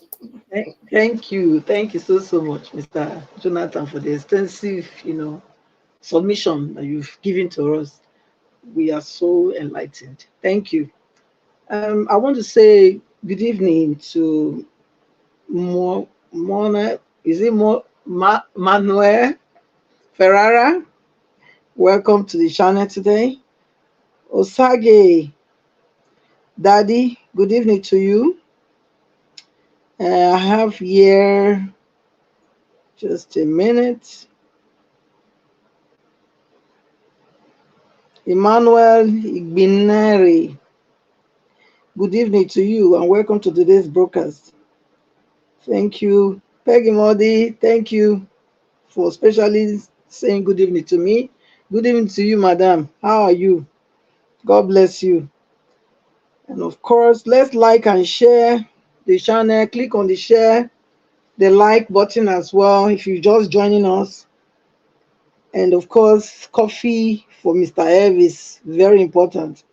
I still have here Dixon Idahagbon.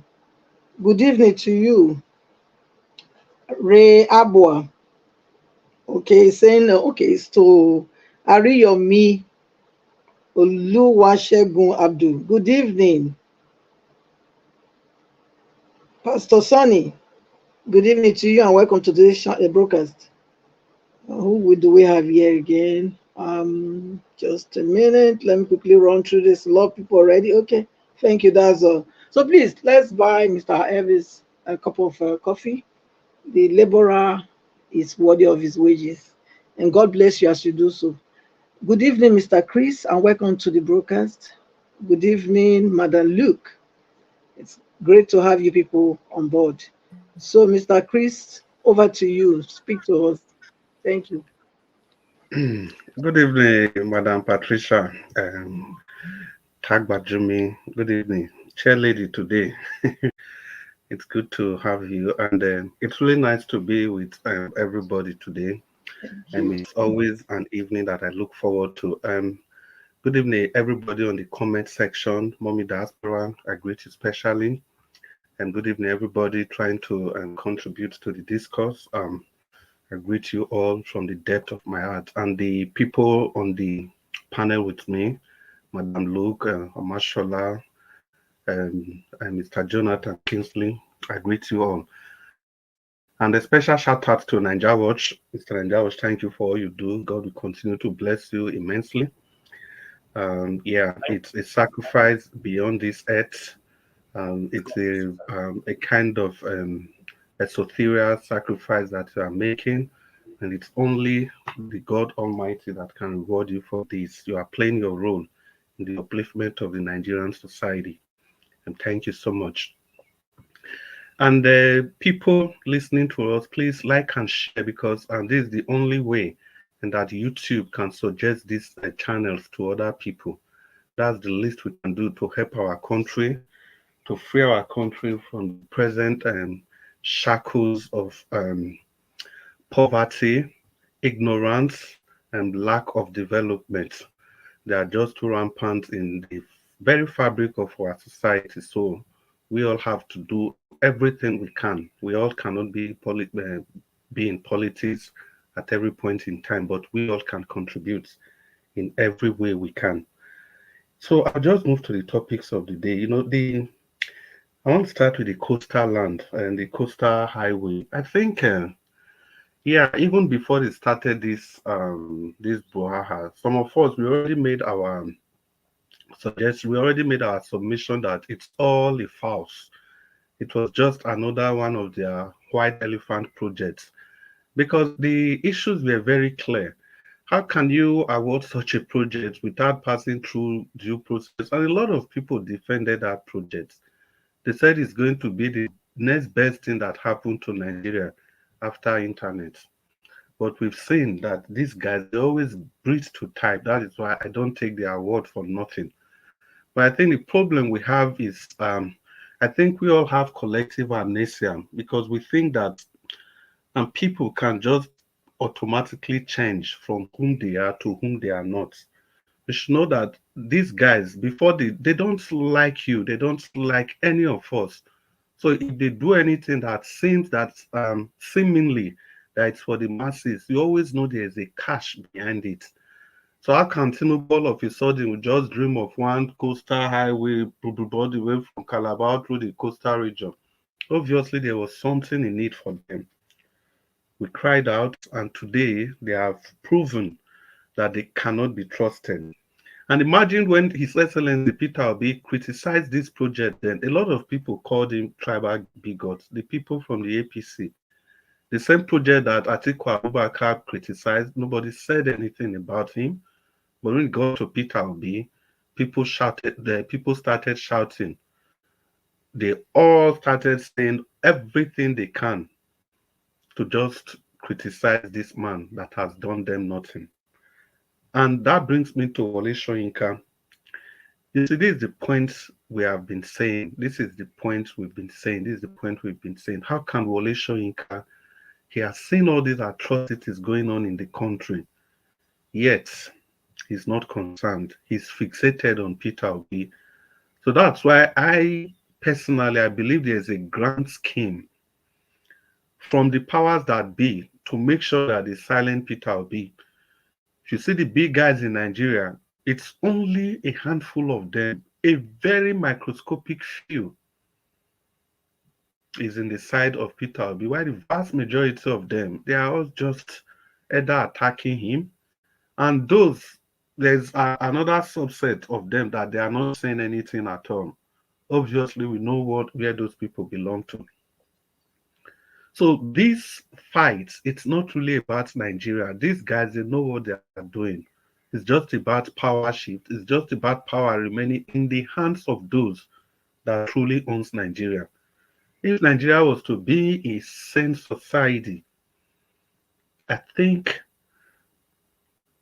1/10 of what is going on in this country is enough to cause a revolution. 1/10 of what is going on.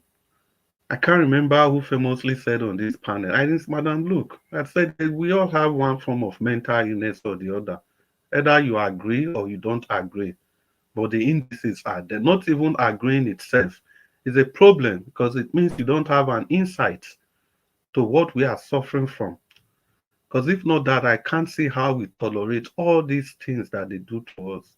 Not even tolerate, but you see people defending them, defending all these things, and it looks completely normal. And it is you that is picking out that people will conjure you to be the one that doesn't know what he or she is doing. But when the facts are there, we choose to ignore the fact and stick to our primordial sentiments, which are namely ethnicity, religion, and by extension, tribalism, if you like to add that. Peter Obi only spoke up that this project ought not to be at the time they proposed it. He didn't say that project was wrong, but people misconstrued his submission, his suggestion to the building of his nation, and they turned it to another thing. And if they were really serious, why do they have to start destroying those properties? Why did they not start from the Calabar axis? So it is some of the arguments that people put forward. But of course, nobody will listen because it is Nigeria. It is either you are talking, or if you are talking, you are being attacked, or you just decide not to say anything. Or people continue to talk blindly. Because if it is our person, it is okay. As long as it's not our person, that's when we speak. Nigerians, do we really hate corruption? Do we really hate bad governance? Or we hate that it is not our person that are perpetuating this bad governance and corruption? Because if it is our turn, it is okay. Give him time, give him time, give him time. It's going to do something. Now, concerning Emefiele, I still keep this Emefiele issue, whether Emefiele stole, he didn't steal. For me, whatever they are doing is just child's play. Because if you truly want to prosecute Emefiele, you go and get the person that said he sent Emefiele. There's no controversy about this. He said that on national TV, not once, not twice, not even 3 times. He even went as far as saying that was what he did in the 80s when he was the president of the country. If you don't know what I'm talking about, it's Muhammadu Buhari, the champion, the ethnic champion and religious bigot, the worst of all that we ever had as a president. He said so. And his personal assistant, what's that guy's name again? Tunde. He's working a free man, the recharge card seller that automatically became a billionaire. When Buhari was leaving, he took that guy along with him to the UK and established him there in the UK. Emefiele wanted to do the same thing, but somehow, maybe they tricked Emefiele and he came back. And the rest, as they say, is history. Now, is this a support? Is this a rant for Emefiele? Not at all. It's a rant for doing the right thing, because this is how we've been doing it since the days of Obasanjo. We use the EFCC to chase the people that have offended us, that we can see as stumbling block. We use the EFCC to pursue a subset of people that we know we can trample upon. We use the EFCC to pursue those people we term the minorities in the country. The same EFCC chairman that vowed that if he's not allowed to prosecute Yahya Bello, he's going to resign. Yes, people will say the case is not in court, blah, blah, blah, blah, blah. Yes, the usual thing, the usual excuses that we always give in this country. As long as we have refused to allow the rule of law to reign, we are just going to remain a mediocre country, no matter how much we try. No matter how much we try. That's why I famously make this quote every time I have the opportunity. In the Supreme Court of Denmark, it is written, "Med law skal man land bygge." And that means in English, it is only with law you can build a society. So any other thing we think we are doing, we are just playing. It's a child's play. Is that not the same problem we are having in the political parties? When there are no rule of laws, the godfather make sure that all his candidates are given the ticket. At the end of the day, if you talk, they say you are not talking for the progress of the state, of the country, and all the blah, blah, blah, blah, blah. When actually the processes that are throwing up these people in the first place are not even democratic. So how do you expect these people to get to power and they become Democrats all of a sudden? How? 30 seconds left. Oh, wow. Well, since it's 30 seconds left, I think I'll just use 30 seconds to kind of urge everybody that we must wake up. It is the only country that we have. We have to do everything to save this country, because in truthfully serving each other, we become free. Well, thank you very much and for the opportunity to contribute. And good evening, Nigerians. Thank you so much, Mr. Chris. You will come back again. Madam Patricia. Yes, please. Yeah, I just want to, if you give me just 10 seconds, just to add to what Mr. Chris said now. Okay, 10 seconds. Go ahead. Yeah, it's a profound, it's a very, very profound statement, which is that the process that brought these people to office in the first place is undemocratic. That's another way to put it. They have no obligation. That process is so faulty. So we should expect nothing ab initio. Every Nigerian, we know nothing, because the way they came to office, they themselves, they know, they are aware that the process that brought them to office is totally shambolic and undemocratic. So nothing should be expected from them. Not only we Nigerians that should know that. These crooked politicians that are in office, all over, that they spread themselves on, they are aware that they can't do anything. The process that brought them to office is completely undemocratic. So it will be very, very naive of us to be expecting anything from them. Very, very. Yes. Thank you. Yes. Hey, Madam Patricia, 10 seconds, I beg. Mr. Jonathan, I wanted to say this from the beginning, but I forgot. Mr. Jonathan, you need to tell us what the projection of the Naira is going to be in the nearest future. because your last projection was very, very apt, and it actually saved me a lot. And because I listened to what you said. So for people that think we just come here and talk without making use of the information here, you're actually losing. So Mr. Jonathan, please, we are waiting for the projection. If Madam Patricia permits me, just for 1 minute, I have one thing to say.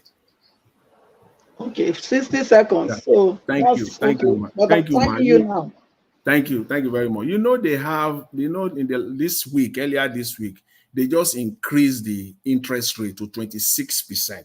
That was on Tuesday, Wednesday. 24 hours after that, they are able to attract over 2 billion to Nigeria. That is a 2 billion in dollars to Nigeria in terms of money. So you should expect the dollar to drop in the coming weeks. You should expect it to drop because they are making money out of it. They are not stupid. So once it drops, they will accumulate it. They are the one that will sell it back again. They will make money. So you can see these people are so bad. In fact, if there's anything worse than satanic, they are so satanic. So the money is chipping in now. Because look, as I said, if you are in their position, you will do the same. You see cheap money to make. You will put your money there. You will make the money. That's what is happening right now. 26% is a lot. It's cheap money. And people will bring that money, and so you should expect the dollar to drop in the next coming weeks. It will drop to another 1,300 level, 1,200 level. They will mop it up again, get it at that cheaper rate. And once it's like just you are attracting people. You are setting a trap. And when people enter the trap, you lock them in again. That's just what is, and they will continue to do. It's what is just watch and rinse. They rinse it, they watch it, they rinse it again. It's like a money laundry kind of a thing. It's so bad, and that is what is going. This is the second round. They started the second round again by raising the interest rate to 26%. That's what we're seeing right now in Nigeria. Wow. Thank you. Thank you very much.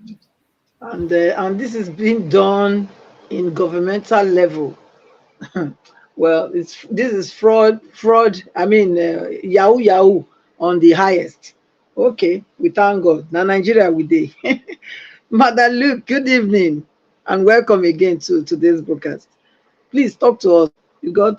Okay, I'll give you 10 minutes because I believe, you have a lot to say today after everyone has spoken. Thank you. 10 minutes. Okay, I can put my soup down. Good evening, Mommy Diaspora. Okay, Madam Luke. Wait, do you mean that is too much? It's too much now. Let you they talk the same thing where Mashallah don't dissect. You don't dissect. Chris don't dissect. Then Okay, just flow. Jonathan Kingsley come put her for coffin, bury him. What do you want to talk again? Madam, look, your version different. Remix Your version is very different. Yeah, I am very sure that by the time you finish that, you will see you are doing 15 minutes. Okay, wait, let's see. I will time you now. Your time starts now. Good. I'm looking at my own too. Mommy Diaspora, members of the panel, the commentators, the callers and the viewers at large, I greet you all today. I was driving and I was listening to Niger Watch. My heart was just, anytime I come here, my heart will just be sinking. Are you trying to tell me that within a few weeks of leveling people's property, you are now coming to tell us that what? Marine this, marine that, marine spirit. Oh, you didn't see all those things before you leveled other people's property? Okay, I understand that people have no CFOs and whatever to when they are building houses, because Nigeria is a lawless country, and the person who is enforcing this kind of laws is also a lawless individual. A very lawless individual. Imagine somebody like Tinubu. We all know you've already explained it. All you need is to just extend those Eco-Atlantic. This has been Tinubu's legacy. And there has not been any investors. That place has been a dry carcass of a land. Because when people came in, it wasn't what they saw that they were, and nobody was ready to invest that kind of money to build it up. So now, Tinubu is going at, full throttle anywhere he can, by hook or by crook, because that's going to be his legacy. That's his legacy. That has always been his dream, to make a co-Atlantic, the Dubai of Africa, with all the slum around, all the potholes, lack of electricity. Then you are building a tourist attraction in the middle of what? Like you rightly said, the worst people who never went to school are the ones ruling the best of us. And it's only by brute force. Look at Emefiele now. Yes, he's a scapegoat. And rightly so, because when he was acting, I don't even know why he was, what gave him the impression that he was going to be protected. Now Buhari is nowhere to be found. We don't even know whether if he's half across the globe to Sudan, or whether he's still, he has removed his what do you call it, cosmetic dentures, and is now somewhere in Niger just enjoying his life. His wife, children, nowhere to be found. Just poof into the thin air. And now they are digging into Emefiele. Why? We all know why. All this is ethnic cleansing. Nnamdi Kano is incarcerated. Emefiele is incarcerated. And then Wole Soyinka will come out with his lousy trap in his old age, almost to the grave, and be insulting Peter Obi. And he's not qualified to rule. Meanwhile, the ones that you have that are not qualified to rule, they're busy making a mess out of the country. 1 year of nothing to show. Hit the ground running, hit the ground crawling knee. Where did they crawl to? Where did they run to? Everything they have touched have failed. So, but what do you expect? When a generational failure has gotten a hold of the resources of Nigeria, and you expect the best to be around him, Dave Umahi. Like Mr. Chris said, nobody in their right mind will accept an office in Tinubu's cabinet, because you know what it's going to be like. It's going to be a failure, number one, and it's going to be all about crookery. Nothing for the Nigerian people. Absolutely nothing. Bait and switch. Bait and switch. Like Mr. Jonathan rightly said, watch the Naira go down, and they will turn around. Do it. This is just 419 of the highest order. And you expect Nigerians to reap the fruits of democracy. Are we practicing democracy? I don't think so. Now, I was just musing. I went to look at this man, the owner of Gatwick Airport, Mr. Adebayo Ogunlesi. Is he not a Nigerian? This man has airports in Gatwick, all over in Europe, dear. Do you see him even smelling anywhere near Nigeria? What his eyes have seen in Nigeria, I'm sure, before he went and washed his hands and feet out of this country, I'm sure his mouth cannot say it. Is he not a Yoruba man? Why is so Agbado Tinubu not reaching out to him? And yet you have someone like this, and you put a Dofus like Festus Keyamo to be the Minister of Aviation. These are the kind of people we need in Nigeria. But would they let them come? Absolutely not. And I was listening to one other place where now they want to go back. The only bill they could pass is to go back to the old national anthem. Nigeria, we hail thee. I've been a rise of compatriots. I don't know which is which. That is the only bill they can pass. A bunch of mediocritic bunkers. So on that note, it is very depressing. We hear this every day. Every day is bad news. Every day is bad news. The question everybody should be asking is, where is Buhari?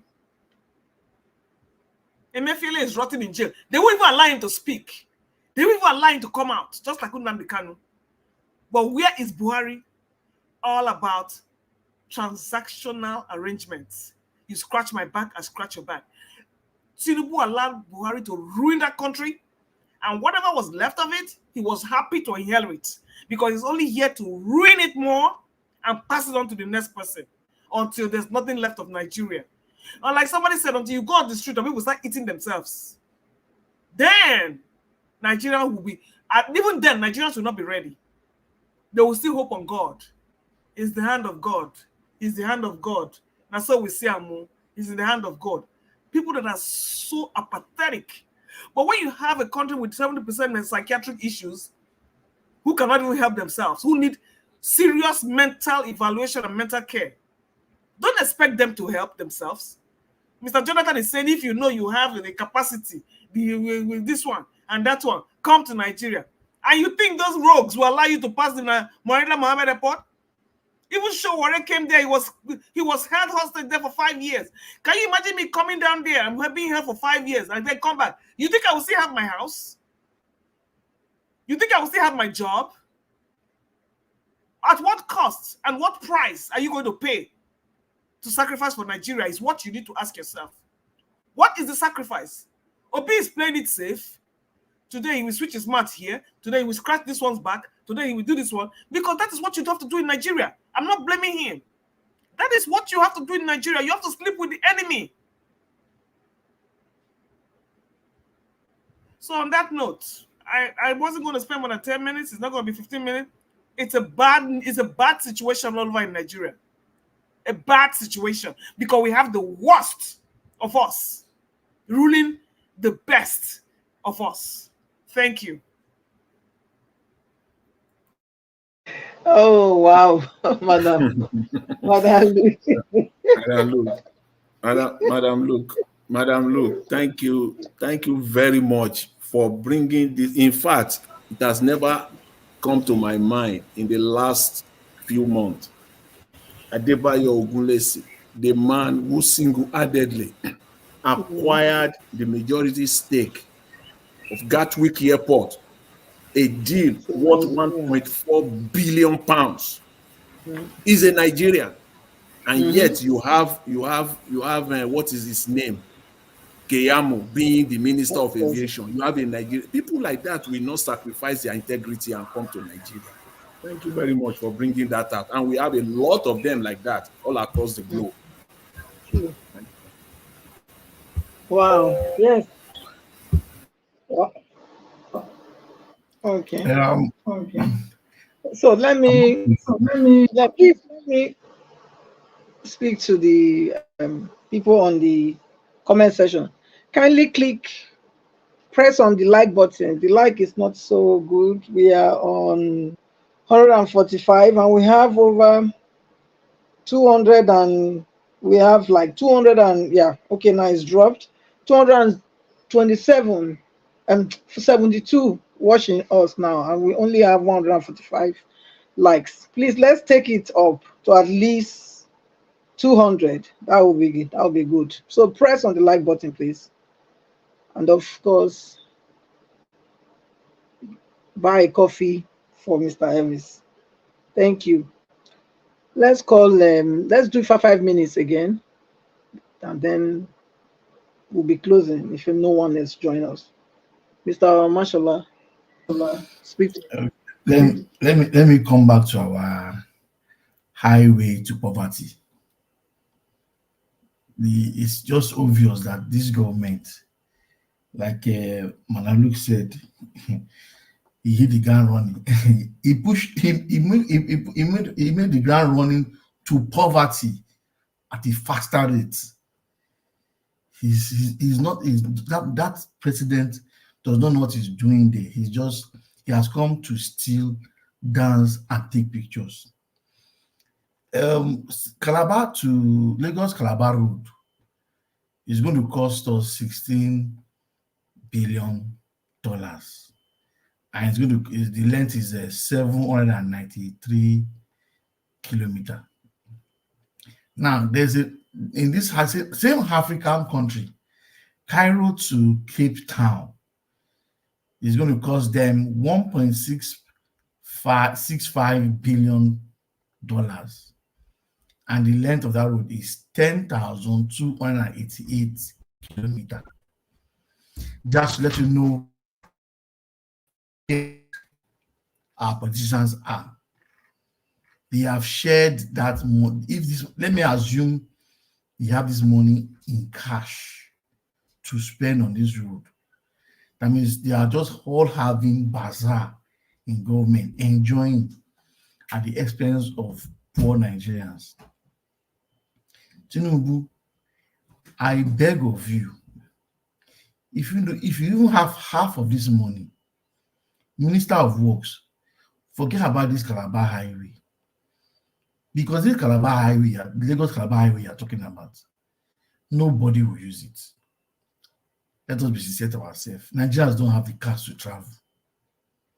And the Nigerians doing transport business, I don't think they're interested in that kind of road. They are not fighting for it. They are not itching to have a new road. The one they have been using, and they have been begging you, Lagos Benin Express Road is there, Ibadan Express Road is there, all the internal roads that you will not see water, you will not see swamp to spend on construction. You will not use so much of a concrete to do the road.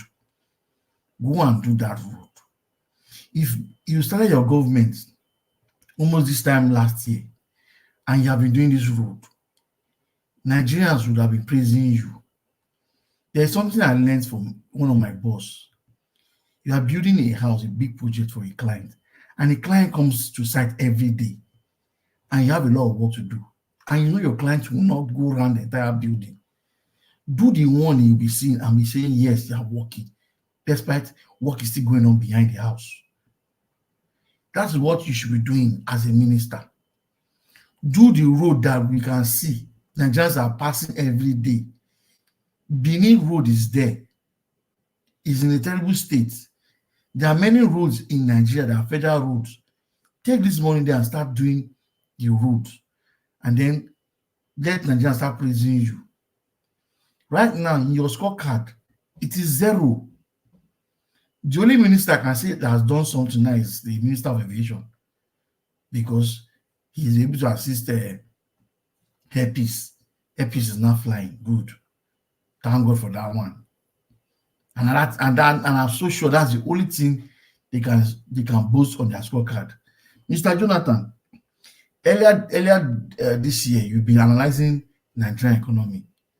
And I've been telling my friends there, I'm not an economist. I don't bother myself about those things.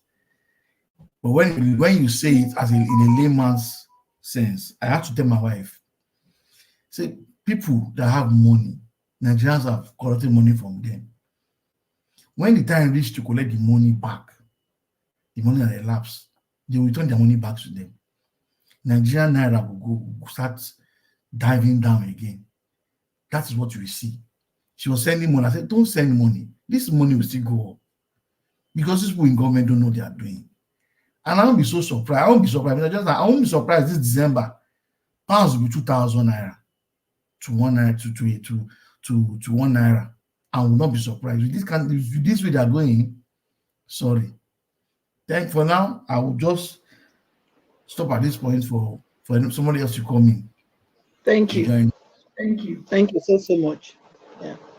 Okay, Mr. Jonathan, your 5 minutes start now. Last submission. Before I'll come to, let me just say welcome to Mr. Give Us Our Mandate and F. Emmanuel. Good evening to you too.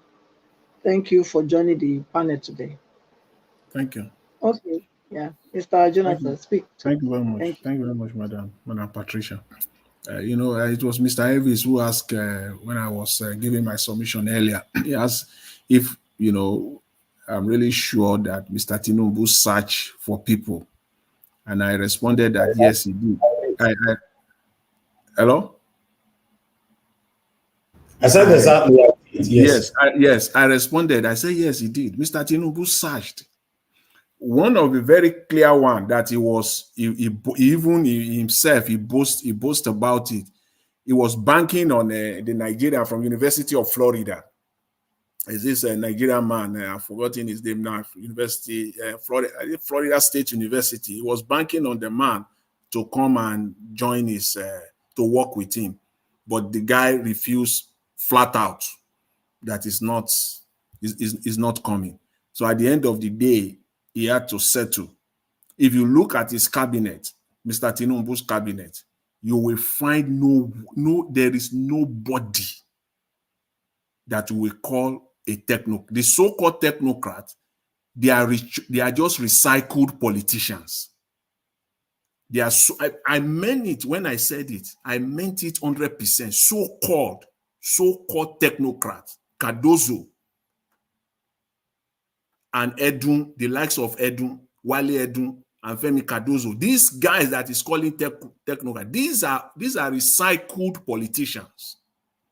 In fact, they are the money man for politicians. These are not technocrats in the real sense of it. Every policy that they come up with, it is to the advantage of politicians. In fact, in many cases, to the advantage of one man. They will release a policy just to benefit one man. That's how crooked these people can be. Just one man alone, a policy, and they will tout it as being a policy for the good of Nigeria. But it's only one man that will benefit from it.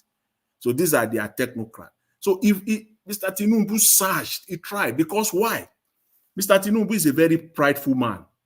If you have been following him, his political life, he's a very, very prideful man. He boasts a lot, especially with luxury.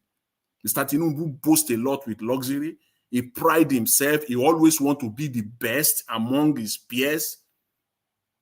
And he really, really wanted to boast with this, that he has assembled the best. He tried, but he couldn't find. So he had to settle. That's why he had to settle for, if mediocrity is even, you are even giving them a good name when you say they are mediocres. These people are worse than mediocres.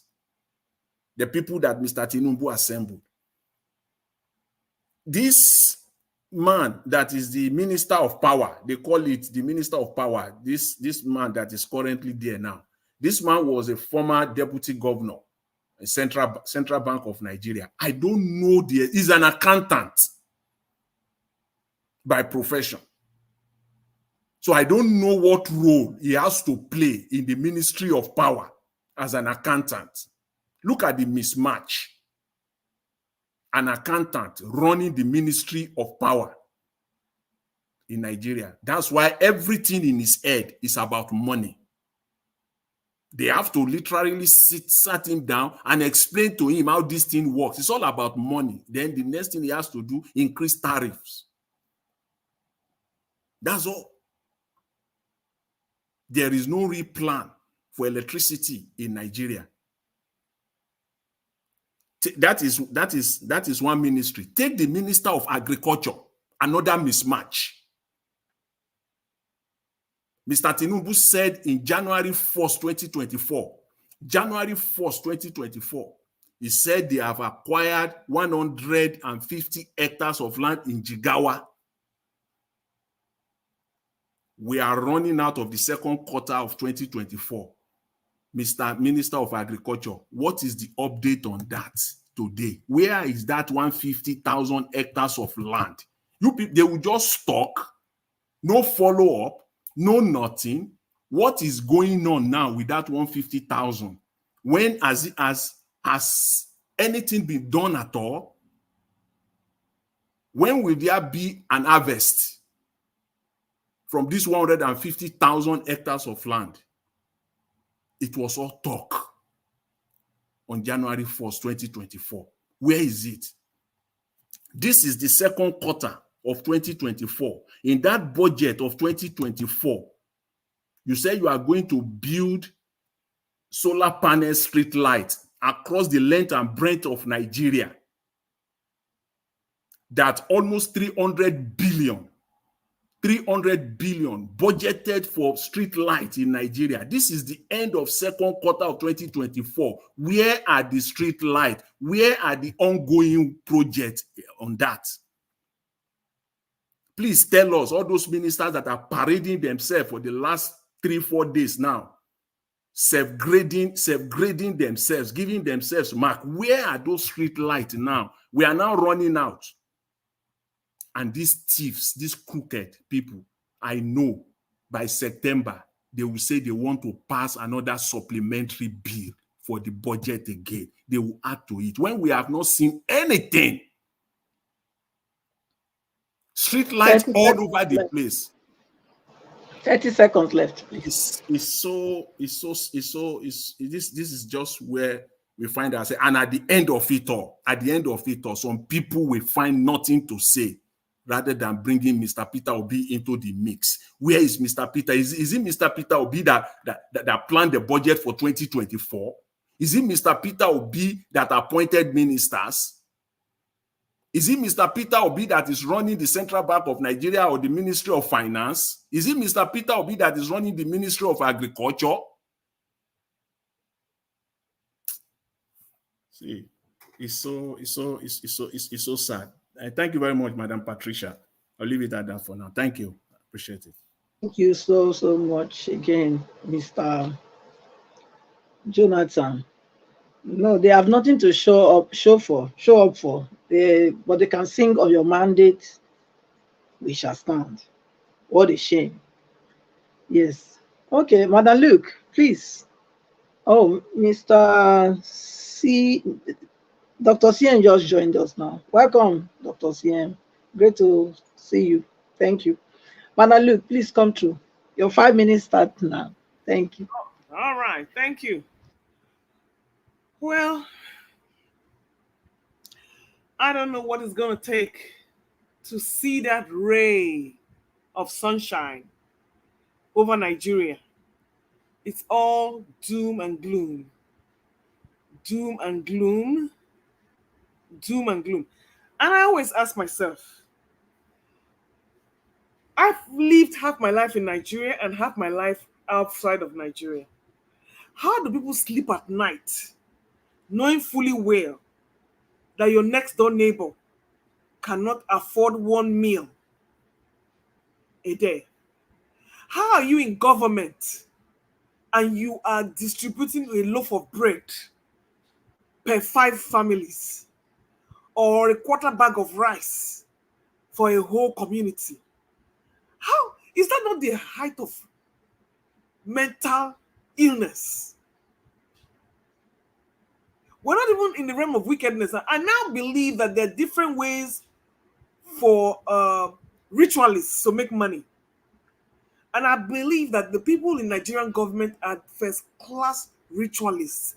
They believe in sucking the bloods of Nigeria. They believe in sucking the blood of every Nigerian to enrich themselves. If every Nigerian drops dead today, it will not feel, they won't feel it. Even if their family members should drop dead today, they will not feel it. That is how selfish Nigerian leaders are. After all, you have the so-called, your president, Tinubu. We don't know how many children he's got. They keep coming up one day. If it's not Sheyi, there's another one coming up with a father of different, I don't even know what kind of genetic constitution that is. You got some over here in America here. They're never around. They're never in Nigeria. Probably all in stupor with drugs and God knows what, and not in their right minds. So you see, they don't even care because nothing good is happening in their families. So they don't feel not anything good should come to Nigerian families because even the Remi Tinubu, whenever you see her, she looks miserable, unfulfilled. All there for the glam. So Nigerians are being ruled by first-class ritualists. The more we die, the stronger they are. So that's the way it is. So don't expect them to care anytime soon. And that is why they keep surrounding themselves with the same kind of people with no conscience, because it has become a cult. A cult of corruption and a cult of selfishness. So they don't feel any other person's pain. And as for where Nigerians can go from there, they are not there yet, because the same illness that is on the Nigerian electoral body or governing body is the same illness that is in Nigeria. This Nigerians, lack of apathy, the stupor in which they are. Nobody wants to die, but you are dying slowly because of tribalism and disunity. It's going to be hard. We're going to come in here and we're going to cry every day.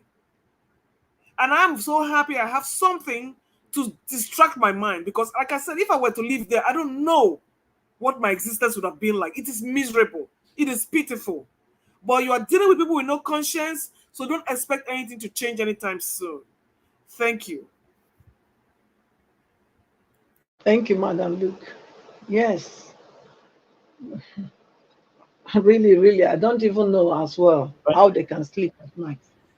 All right. You know? Madam Patricia, thank you very much. Let me quickly come in here. Thank you very much for that wonderful support. I'm grateful. Madam Luke, good evening to you, man. Thank you very much for your submission. You know, I appreciate you and everyone that have given their submission. Thank you very much as well. You know, I would like to quickly come to, before we come to the new people that just joined us now, come back to Mr. Jonathan. You know, Mr. Jonathan, if you're there, the currency right now, as you see that our currency is Bala Blue, even though I defended it in the past, but you stayed adamant telling us that, you know, the currency is not going to go down. You know, the Naira is depreciating again. What advice can you give this government, you know, to help this currency? Thank you. Thank you very much, Mr. Elvis. It's as simple as you know, as it is for everyone, for the layman. It's simply export. To help the Naira is export. There's no shortcut about it. It is simply export. But they have no patience. They want to do everything. Remember, Nigerian politicians cannot get over campaign. The campaign season for them now have started. They need something to be touting around all over the place. Imagine if they are, you know, since 2023, they had actually, you know, embraced export. Export should be, you know, the way it is easy for someone to wake up in Nigeria, go and knock your neighbor's door for pure water. As it's very easy. That is one of the easiest things to do. If you need just sachet pure water. That's how export should be. Export should be as easy. I mean, if you gather your tomato in your village, inside your backyard, today in Nigeria, you can gather that tomato, put it in at the back of your car, walk straight to the airport, package it, put it, and ship it out, and come back home in 3 hours' time. That's how export, if you know where it's going to, that's how simple it should be. No question asked. It is only through export that the Naira can perform. Anything other than that is not going to work. Basically, what we're seeing now is that the Naira is going to drop. I just told you that they've raised in 24 hours. The money is there. People want to make cheap money. It is cheap money. If somebody tells you, you just sit down in your house, somebody tells you that, okay, if you put this 1 million there, in 1 year time, I'm going to give you 260,000 Naira on top of your 1 million. Who will not do that in the scheme of things? So the money will come in. But how long will you do that? Because you will tap out. Those people will come back. You remember, you will pay these people back that 26%. So when you now need it again, you will now, it is like what they call, you know, Ponzi scheme. It's a Ponzi scheme economy. When the set of people that gave you the money in February, you know now that some of them invested for 6 months. Time is running out now. You need their money back. You have to go and get another one to pay those ones. The one that you get now by December, you will now go and run again and get another one to pay those ones back. So it's an endless journey. Economy doesn't work like that. Nigeria is not going to move forward like that. It's as simple as that. So we are going to see the Naira dropping. It's a normal thing. It's going to drop because they've just see this cheap dollar now. So you think Naira is going to drop more than this again? Yeah, that is coming to like 1,003, 1,002. Yes.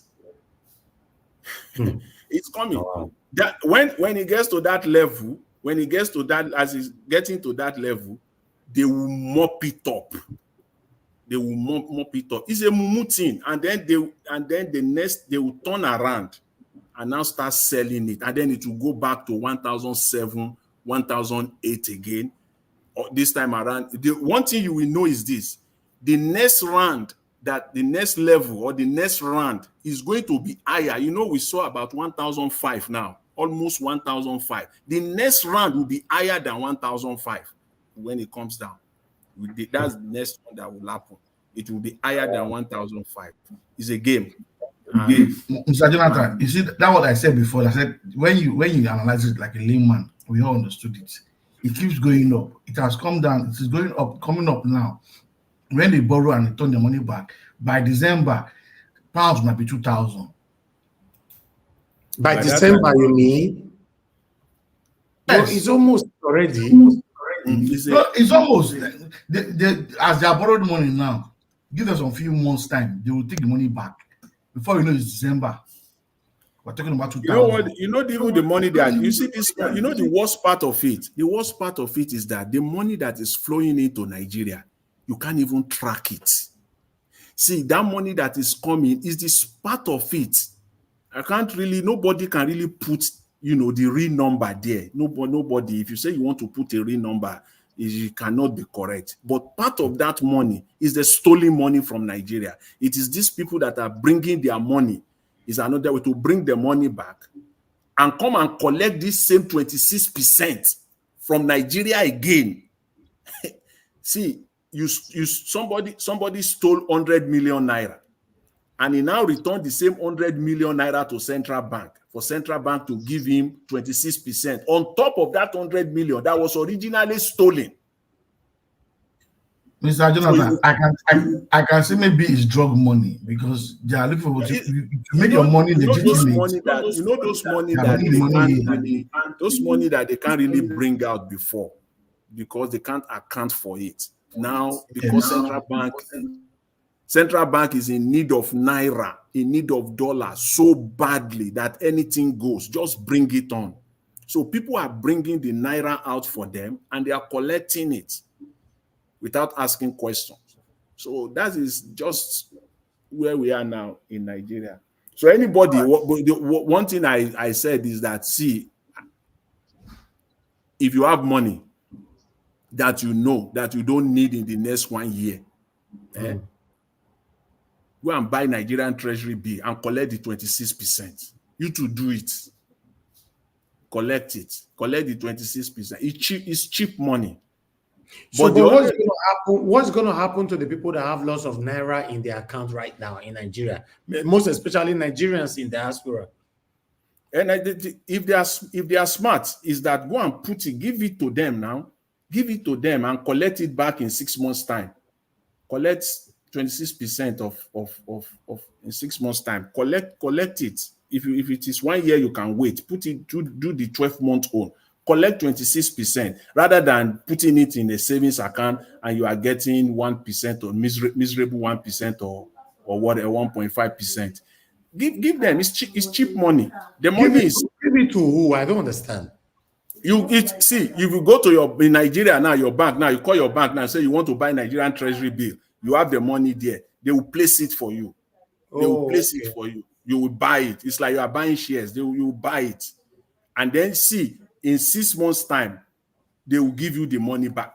This one, they don't negotiate it. They will give you the money back. You will get your money back. If it means that they will sell crude oil to pay people back. Jonathan, no, I've been saying it when they raise it to 22% now. Jonathan, yes. Jonathan, normally I was told that when you think of something, say I think the principle is the higher the bigger the head, the bigger the headache. The higher the profit, the higher the risk.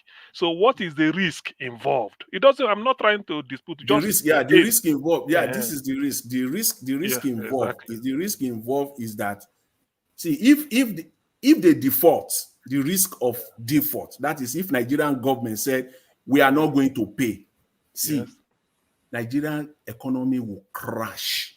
As in, this money is coming from people, from Europeans, from UK. So if they now tell them, turn around and say, we're sorry, we don't have your money to pay you back, Yeah.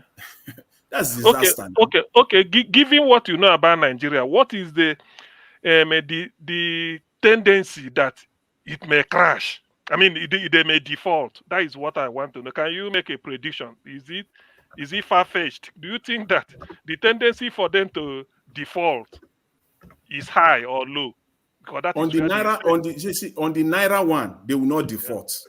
Naira, if it is, they will not default because they will print Naira to give you back your money.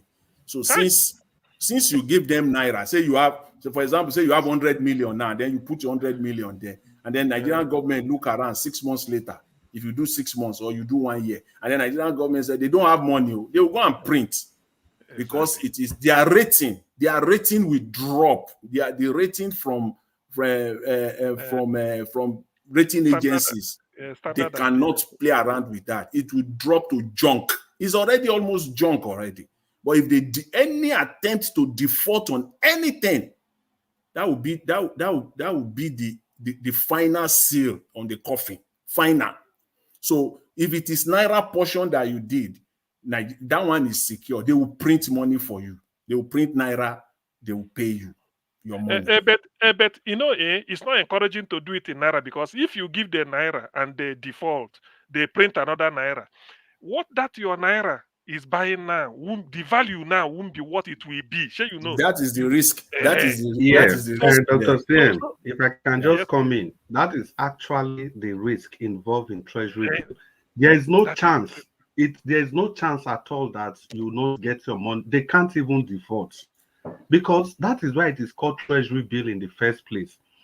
That treasury bill, as a nation, you cannot even issue bills that are more than your foreign reserve. So the treasury bill is so guaranteed that it is guaranteed to the third level, so that in case if there's going to be any, you won't even try it because your Fitch rating. And once you miss that, nobody does business with you again. You cannot pay your exporters, the importers, the forest trade, your foreigners doing business in your country. Everything is in shambles. But the only thing is that, can you not manipulate? Can you, since you said that treasury bill at least is dependent function of the foreign reserve, can somebody not manipulate it? If foreign reserve is $10 billion, if he's saying 50, just to you see those ones that they are getting from Europe. You see those ones that are coming. Those ones that are coming from Europe or from United States or from the diaspora, that is foreign currency denominated. This is the backing that they gave it. They give it the backing they use the foreign exchange, the foreign reserve of Nigeria to back it up. So if 2 billion comes in, they lock up. If 2 billion comes in, they lock up 2 billion. Yes, exactly. So you cannot do any export again. And it's not even a question of manipulation. It is open there for everybody. The CBN governors across the world, they know everybody is an open information. The only risk in treasury bill is this. For example, if you buy treasury bill, let's say for 6 months, you have $1 million Naira, this at 26%. So in 6 months, you get 2,060,000 Naira. So the only risk is that will that money, will it still have the same market value as it has today? That is the only risk. The question of whether the government is not going to pay, that one is zero. It is you know why I said, you know why I suspect that I said the money that is coming in is from the looted money. It is now easier to explain now that you brought this up. It is from the looted money. I want to believe and conclude so, for me personally, because if it is not from the looted money, if you bring your pound or your dollar to Nigeria today, convert it to Naira at today's rate, and then you went in and bought the treasury bills of Nigeria that they are touting right now, fine, because because the 26% is tempting and attractive. By the time they now give you your money back, say in 1 year's time, what if your dollar now has now depreciated? So you will not get your pounds back if it was 1,000 pounds that you converted. By the time you are converting it back, though you get your 26%, but when you convert it back, it's now only worth 600 pounds. Exactly. So it be like saying na Jaguda then they in charge of the economy by self. All this one where we just they Dr. CM, are you Mr. talking CM, like this? Isn't it Mr. CM, obvious? you know you're that talking. I say, who not the entire class? Now they rule us. Hey, Isn't it obvious, Dr. CM? It's obvious. Jesus Christ. Jesus Christ. Only the But Mr. CM, Dr. CM, see, people Yeah. that deal with narcotic, Yes. their money is not genuine. It's For you to true. make your money genuine and legitimate, you bring it to a country where they will accept it. It's true. Do you understand? So what Mr. Jota is saying is like saying I have illegal money in abroad. Yeah. For it to be legal, I bring it in. You guys can use it for the next 6 months. In 6 months' time, my money becomes legal from illegal funds. When I bring it in, after 6 months, it has gone through baptism of legalness from Nigerian government. Now I cannot keep it in my domiciliary account in Nigeria, and I'm using it to do business. So those who have stolen Nigeria blindly to this level we are the ones bringing money back indirectly. So this Emiloeconomics, you know, and Emiloeconomics within Emiloeconomics. So this Emiloeconomics, all the things just they talk saying you know, poju, if you give me this, I give you this, you scratch my back. Emiloeconomics 101, because this is first year. By next year, 102. The first year now they complain. Just the first year now they complain. It's see the hot now. You know, say they buy people too much. That's Dr. Zen, it is voodoo economics. It's voodoo economics. This one past voodoo. This one Emiloeconomics. See, in Nigeria, an average Nigerian, in fact, don't say see, millions of Nigerians are millionaires. And they are not millionaires in like 5 million, 10 million naira, not that kind of. I'm talking like millions of Nigeria are millionaires in the hundreds of millions of naira value. Because almost every family in Nigeria have land. Almost every family in Nigeria have land. Somehow, somewhere, some way. And that one can turn Nigerians into millionaires overnight. And only the government can do that. Overnight, too.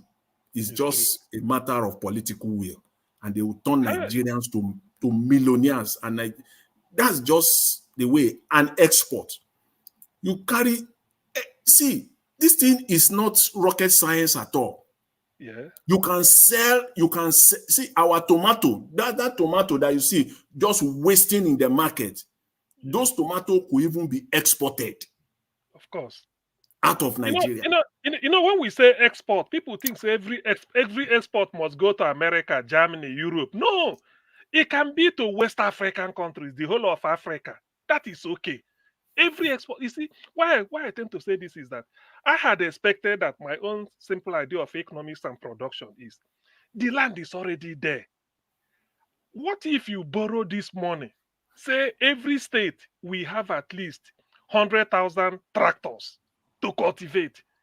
Do you know that within a year, Nigerians will be exporting food and we have agro-based industries that will just be using all those farm products as raw materials?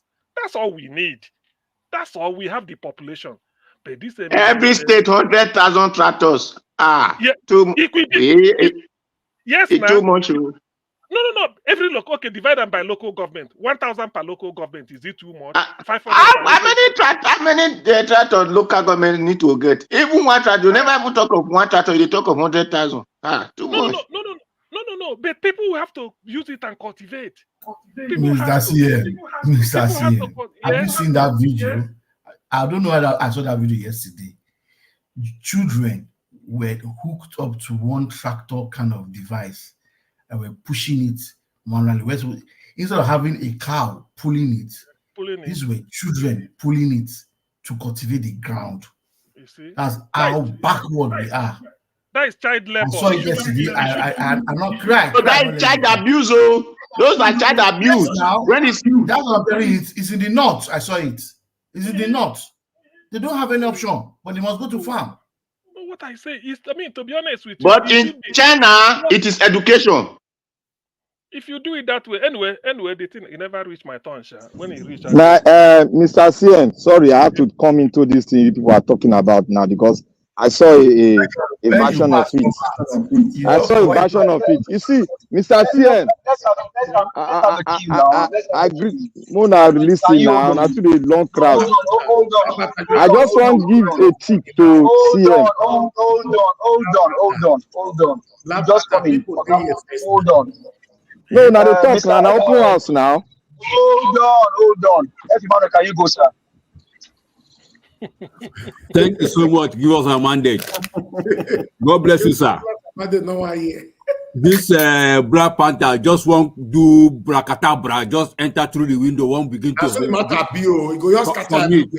Yeah. But not be CM and Chris they talk since and see and other people. When I come, I don't see Dev where come now.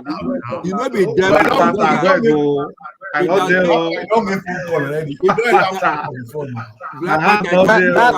that's how I go describe him now. You cannot come to the window and start in the house now. But I don't become bad. I will decide where you come. I'm not a catalyst now.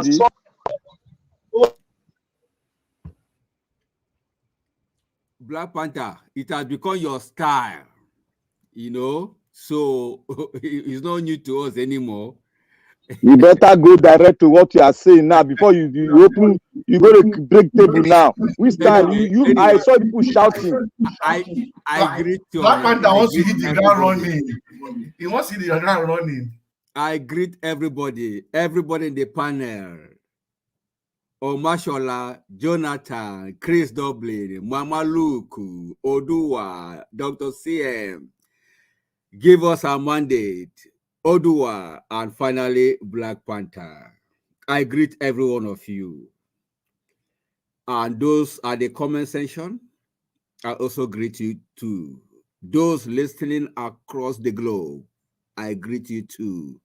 My big brother, Niger Watch, Mr. Elvis, I hail you.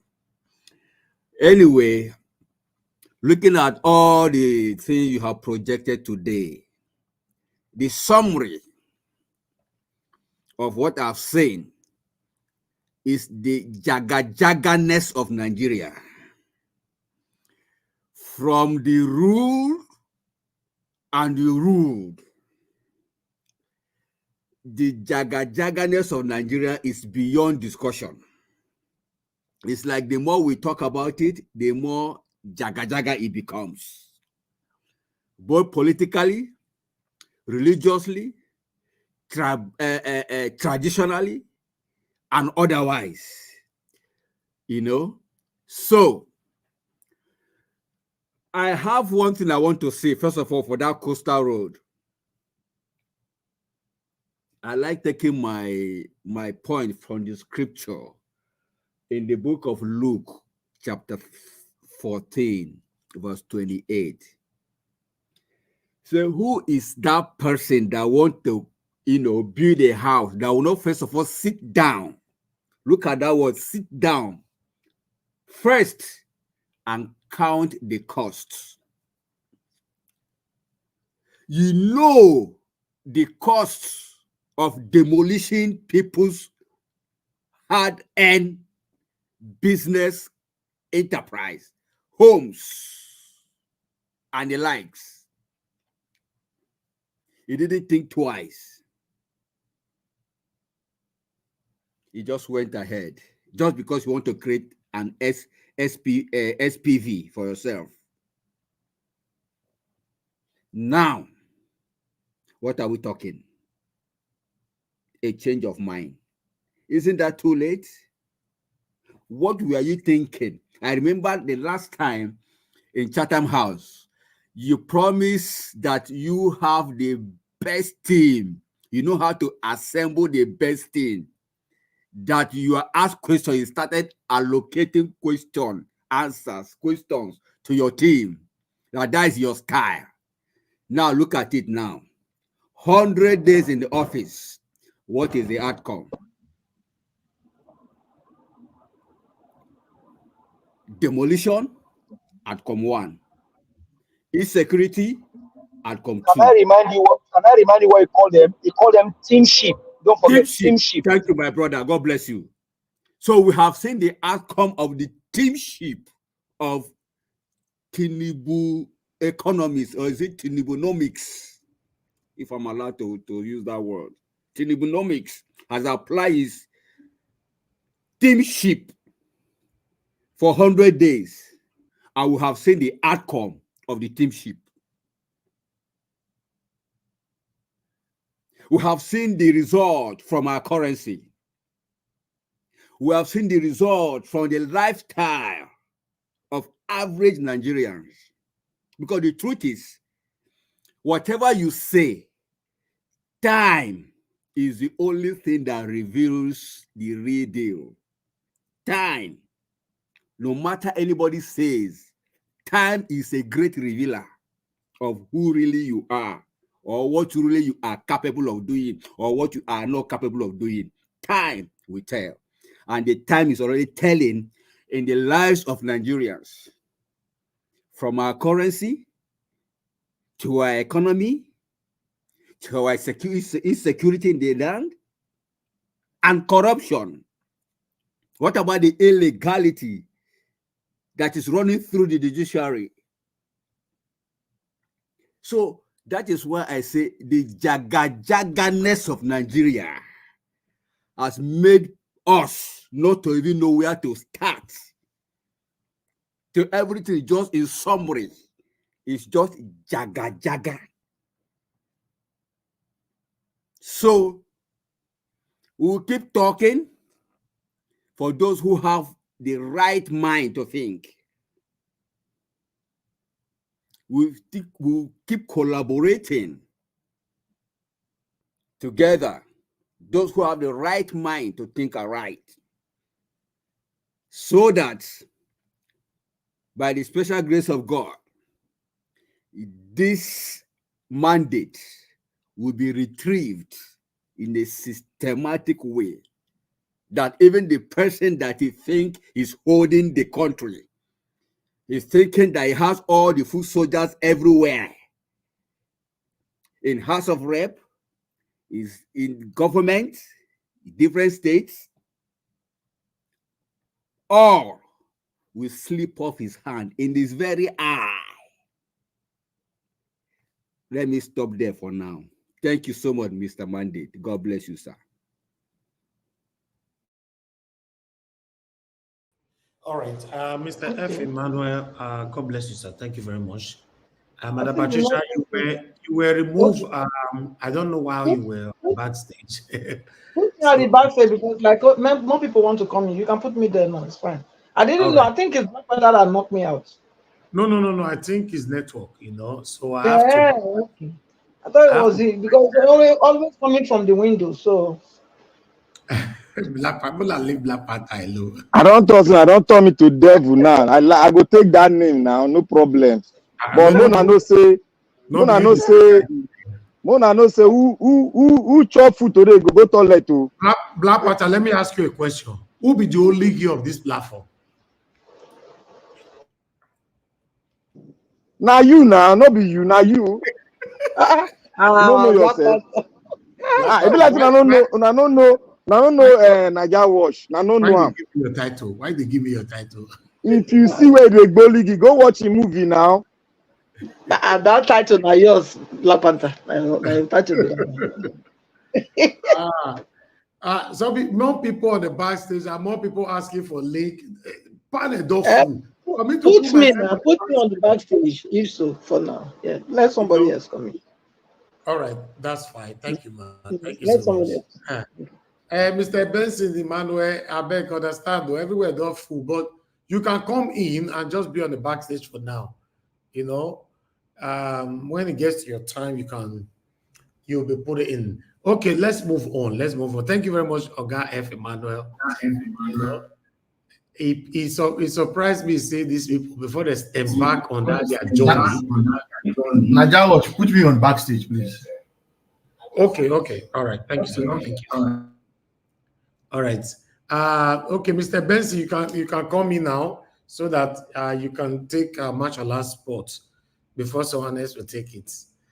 Okay, let me quickly respond to Oga F. Emmanuel.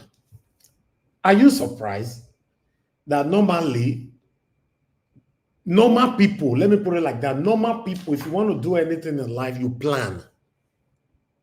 You plan. It's only in Nigeria you see that people don't plan. Sorry, Nigerian politicians don't plan, not people. It's only in Nigeria that you see that our politicians just wake up. Although if they want to do their personal things, they plan. They want to do anything concerning Nigeria, they are not interested in planning. So their excuse now on this whatever Calabar, whatever way, how does this even make any sense? Any sense that, okay, we have started it, we have destroyed so many buildings, we now get to realize that there's a cable, and that cable, one thing now happened, the other thing now happened. So what are you guys going to do about the buildings that you've destroyed? Mr. Evix, I thought, sorry, 1 second. I thought, what was his name? Former Minister Dave Umahi is a professional engineer. He's not a professional. That's what you talk. So why can't he use his professionalism to advise his boss, which is Jagaban, accordingly? Now the professional system they use now. Now the professional system where they put money for pocket. Coming today to come and sing on our mandate, we shall stand. Is this what you are standing at after you are disrupting that's the new national item for Nigeria now. That's the new national item. On your mandate, we shall stand. It is well. God help us. All right. Before the next person we go on, let me quickly say this. Use this opportunity to pass this message to all Nigerians. All Nigerians. This message are for you.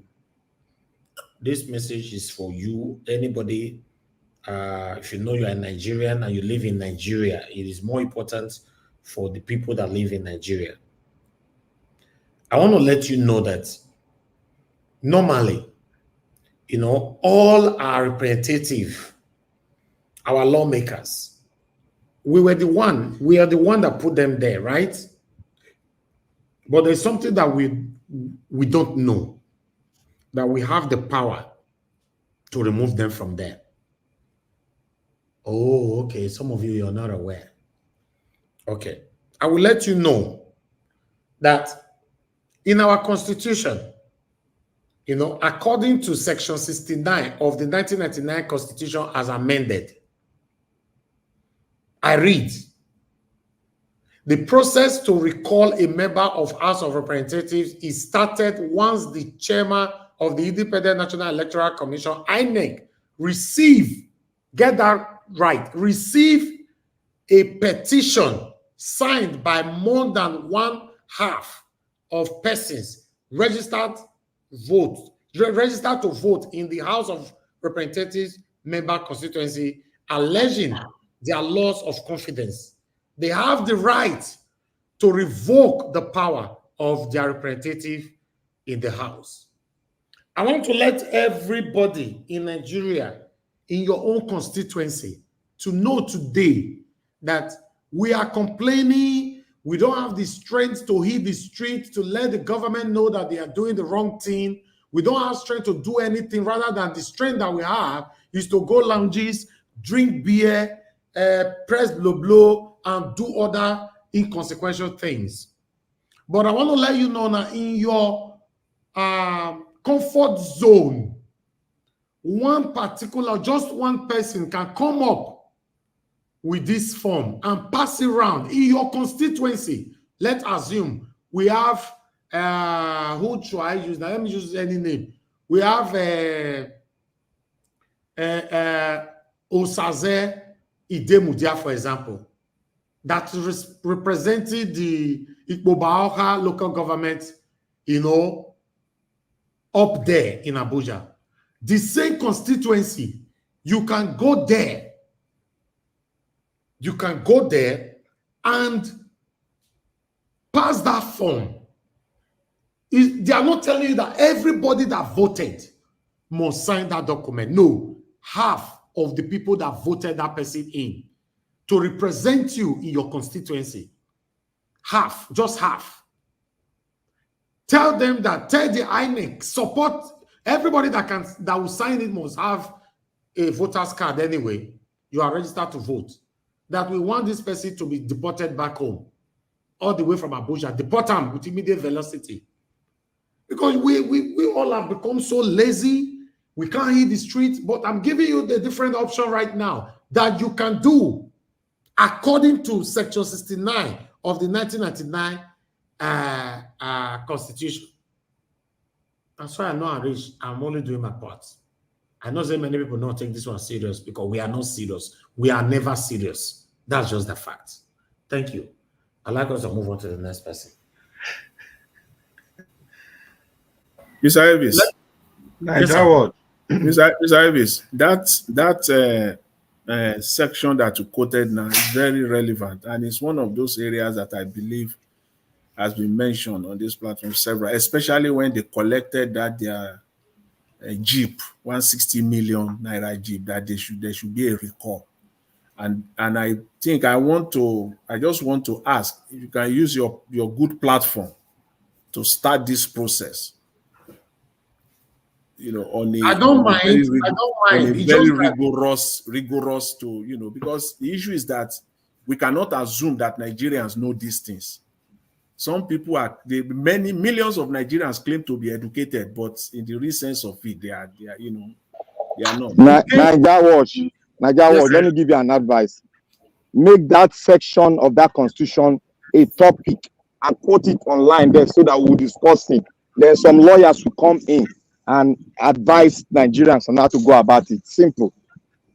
All right, that's it on the screen so that everybody will be aware of this. Many of you, and yes, sir. No, finish. I be want to add small thing, but may you finish. No, go ahead, sir. Go ahead.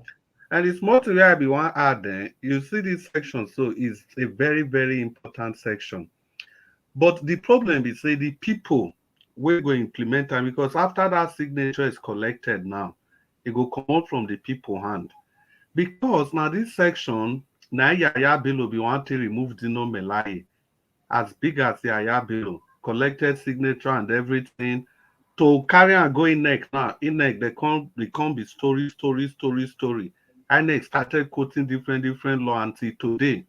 Despite say they collected signature in Kogi, they're not use until do Dino Melai anything. So this kind of thing now, just like you talk, if we get better lawyer before we even start the process, so any of the potholes, any of the loophole, the lawyer go help person cover them. Because I think part of the problem for Dino Melai own, whether they say no follow due process before they collect the signature or something like that. But now very, very important part now you bring. So thank you very much. Very, very important. Yeah. The truth is, it's very unfortunate. You see, many of us on this platform, we are very consecrated to what we do here daily. Like I've said before in the past, let's assume that we just have 50 Naija Watch platform. I mean, in case you don't get it, let's say we have 50 Nigerians that is dedicated that the same way what we are doing here. Every day, 365 days in a year. 50. Because they say we'll be 200 million for Christ's sake. So let's say ordinary 50, 1 to 50 platform every single day. Just imagine how our politicians will react to that. But unfortunately, everybody is busy chasing money in a different way. What is happening in Nigeria, nobody cares. And at the same time, we all are complaining. The same people are complaining, but they are good to make skits, make prank, post different kind of things on the platform. We have Nigerians that have over 10, 20 million followers on different platforms on social media. They are not interested. Now, it's our duty here to let you guys know that most especially those of you that live in Nigeria, we cannot do this for you. What we can do for you guys is what we're doing right now. You can do this yourself. The law, I talk. You don't even need lawyer. You don't need a lawyer. You just need to get the form, write the person's name, Idemudia Satanic, maybe that be surname, Satanic. Just Idemudia Satanic, a member of the House of Representatives for the Oredo constituency. You know, we are recalled. We want him to be deported back home with immediate velocity. You know, half of those of you that voted for him and your prayers, your submissions will be granted. But unfortunately, guess what? No constituency in Nigeria, I believe, that I've ever done this. Because our youth are not interested. Go to Instagram. Mr. Elvis, you see, this single clause of the Nigerian Constitution alone can bring them to their nails. If exactly, they'll be begging this single one, they will be begging. They'll be begging. In fact, if some of them are listening to me now, they're already shaking. Because the reason why they take advantage of you and I, they believe we don't know the law. Now, somebody is reading the law for you now. They're already shaking listening to this now. Say, wow, how this boy to know this session? How this boy to know this session? Now, while I want to, so I pray many people don't listen to Ramo. I pray many people don't listen. That is their prayer right now. And unfortunately, many will not listen to me. They be a pal as we all the talk so. They are drinking 3310 as we they talk to today's Friday. Service. Yes, sir. You remember when the Labour Party guys they misbehaved? We were telling them to be recalled now. You remember that? Yes, but we were telling them to recall, but the section was not put to their front like this. That's why they did take nobody serious, and nothing happened. Because if you call them to record, for them to be, I like to use the word deport, for them to be deported back to their village without not taking action, nothing will happen. Yeah, it was literally based on the law. It's just that Nigerians, like Mr. Jordan was saying, Nigerians are docile in a way because ordinarily, this that you are showing us now, I mean, we can even cut this part of this video and just send it, and let's see how Nigerians will react to it. May I tell you the problem? May I tell you the problem we'll get? You see, we are saying they are docile and they don't. How many of us have handled the Constitution on our palm and read it? But we hear and then that just oppose that with Nigerians where they don't turn their head to another thing, they think how to chop. How many of them do you think have seen the Constitution of Nigeria before in their life? All right. That's the question. See, let me pass this message again because somebody just advised us on the comment section that not everybody in our constituency that understand this BB grammar, and most especially on this constitution. So make I use pidgin talker. In case I don't speak the pidgin well, now go help me later, but I'll try. My people, when I see that man, that person where they represent us for Abuja, so where they call House of Rep, where come beg us say make we vote for them, and they go reach there, they know they do what they're supposed to do anymore. They go they drive jeep, they pass everywhere they go, they get security. People they carry gun, they follow them. They know they mind you, they know they mind me again. Now I want to let you know, say we get the power to carry them, bundle them, tie them for Ghana must go all the way from Abuja, carry them, come back to that village again. Yes, that same power we take vote them in. Remember, say they were not appointed. Now vote, now we vote for them where they take win. Now, I tell you now, I take the work. Let's assume, say, now 50 people now he vote for them. And he win. He can't win. Maybe name na satanic. Okay, let's say satanic. Which name I will put for his surname now? If the first name is satanic, maybe somebody help me. People your own. Ojubole. Satanic Ojubole. Hey, thank you. God bless you. Let's say satanic Ojubole. That be name. And now you want satanic Ojubole to come back to a village since you not do what you wanna say that may go do. Not forget saying your power and I can't go there. You know what you go do? Out of that 50, the law say we don't need the same 50 people, make them record them. That record means say make they deport them back again. Make you ask when they carry the come, bundle they come. Now only 25. Now we need 25. You get one form where una go ask for una constituency. That form, you go carry on. One person is supposed to do this sacrifice. Carry on, follow different word or anywhere. I don't know how to take the one for them. Carry on. Everybody will sign up. Make sure say the people who want to sign up so they get what that they call voters card. Oh. That voters card, so they go put their number. Say, now me talk am. As for example, as me be now, I'll say that me, Mr. Elvis. Now I say me the car will show me come back home. Yes, I'll put my voters card for them. They go, if you see this Nigerian government, when they say they corrupt. Lord, they Nigeria, my people. They don't say statistically 80% of Nigerians don't know the law, including the learned ones. They still don't know the laws, but they know there's laws. They don't know the laws. Why?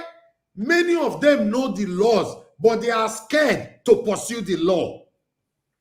So now, this satanic set of people representing us have been capitalizing on that because they know, say, you know the law, fear not let you pursue it. Maybe you don't get the money or you don't get the voice. Or you don't know the law. Make I tell you, might shock you again, my people.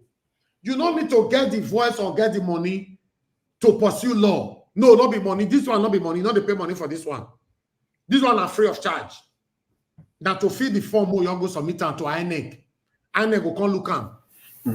You understand? The other thing, Mr. Elvis, you know, this one need mobilization at each constituency level to mobilize the people. I want to mobilize that one now. No, to mobilize is that you need to mobilize no get problem. Mobilize no problem. One if they're ready, they go do am. What I mean is that protest where I don't do for this platform and my own money. Naija watch. I know the process, but no talk finish you because if you talk finish, they go get one position where they will go block. Not talk finish, I beg. No, I don't want to put that area. I know the area where they talk. Many protests will don't do for this platform. I know they come on air to ask people, say me they give me money. I fought land grabbing in those states single-handedly alongside with my team. We carried out series of protests. We don't come say make we bring money more gold protests. You understand? For this one, so my power not go reach. If I want to make it pass our constituency. Mute yourself now. Who be this? Hey, Oga Jonathan, what did they happen? You know, they hear you for that sound. Now still they hear me so.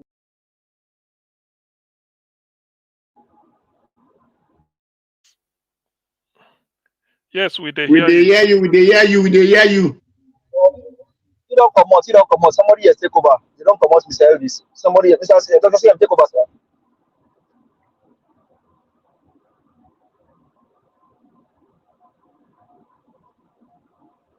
Dr. CM, Mr. Elvis is not there. Can you take over, sir? Yeah. Okay, what I wanted to say today, probably I say it now, is this highway to fraud. You know, this Lagos-Calabar coastal road.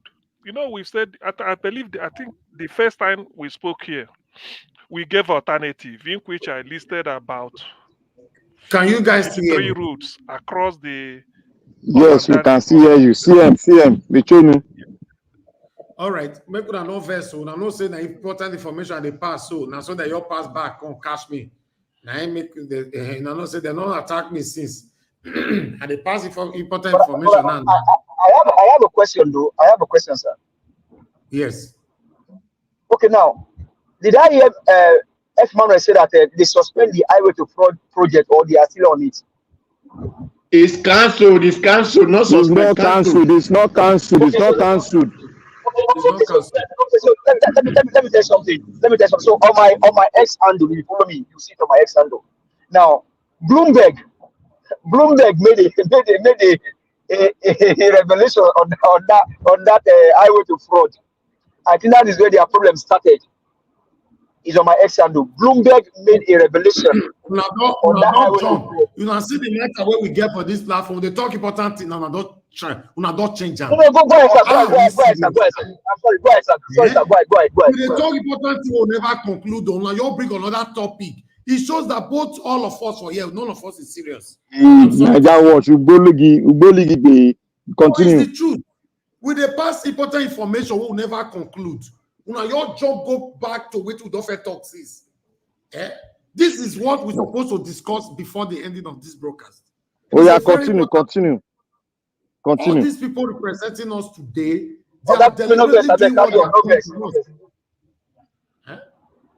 So to be honest, I've done my part.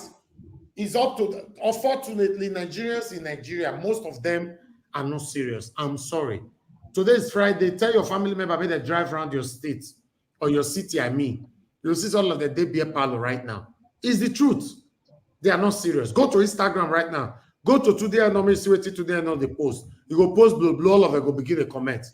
These guys are they're not interested about what is happening in Nigeria.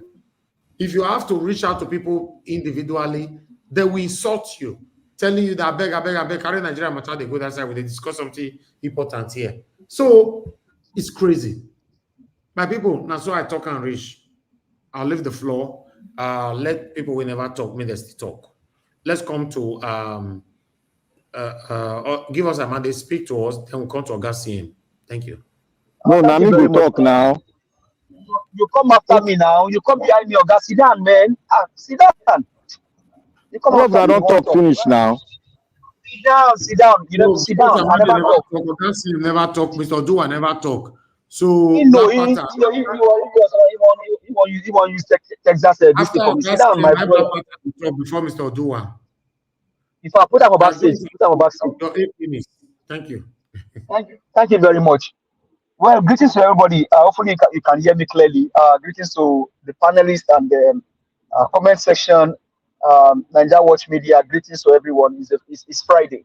Well, thank you very much for all that you do, Mr. Elvis. I mean, the way you take your camera, so be, and I thank you for using that our local English to talk to Papa, Mama, Pekin, we there for village. We no understand. Say we get the power. So Mama, we there for only your junction, or if you are a junction, or if you there for Omuano, or you there for Olorunshogo or for Akara, you get power to take away these people. Like Mr. Emmy talking before, you get the power to remove them. Just carry your PVC, call your village people, ring bell, call them, say this person wey dey for there wey we send go represent us. Olonjale mbeni, olonji owa.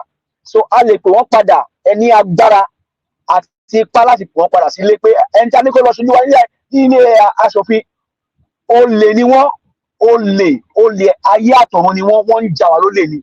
So ẹ̀yin tẹ́ bá wà ní Èkó, tẹ́ wà ní Ọ̀yọ́, tẹ́ wà ní Ògbómọ̀ṣọ́, tẹ́ wà ní Ìbàdàn, ẹni agbára tẹ́ bá ṣàti ní káàdì tẹ́ fi dìbò, ẹ lè kóra yín jọ, kẹ́ pè wọ́n padà sílé, ẹ kàn lọ fíìlì fọ́ọ̀mù tí ẹ lọ fíìlì fọ́ọ̀mù yẹn, ẹ fún INEC, wọ́n á pè wọ́n padà sílé. Olè ni wọ́n, olè ayé àtọ̀run ni wọ́n. So you can call them back, ẹ lè pè wọ́n padà, you can call them. Now if you call them back, call them, they are all thieves. Now on the other side, now on the issue of the highway to fraud, they don't have any option to cancel it. And I will always thank my principal, Mr. Peter Obi. Is the only opposition, including myself and yourself. And that's why it bothers me when people tell you that they are obedient. You are not, you are never obedient. You are obedient, but you are not, you don't have anything that you don't have a principle that you stand for. You were never obedient. You are just being tossed around by the winds of politics to the right and to the left. If you are truly obedient, Mr. Peter Obi, you will be behind him. You will be behind him. So I heard people saying that when he did support Olumi, he has no choice than to support Barrister Olumi Yapata. Hey, leave all of those narratives. It is either you are never obedient or you don't know what the movement stand for. And I want to thank him specially for calling out this evil that these guys are doing to our nation. The evil. And again, Dr. CM, special thanks to you also, Dr. CM. Because that revelation, like you analyzed them here that day, on the roads that we have in our 6th political zone, honestly, there is no other way to analyze those roads. My brother, God bless you, sir. Honestly, if they listen to you, I hope that Mr. Evans can share that video again.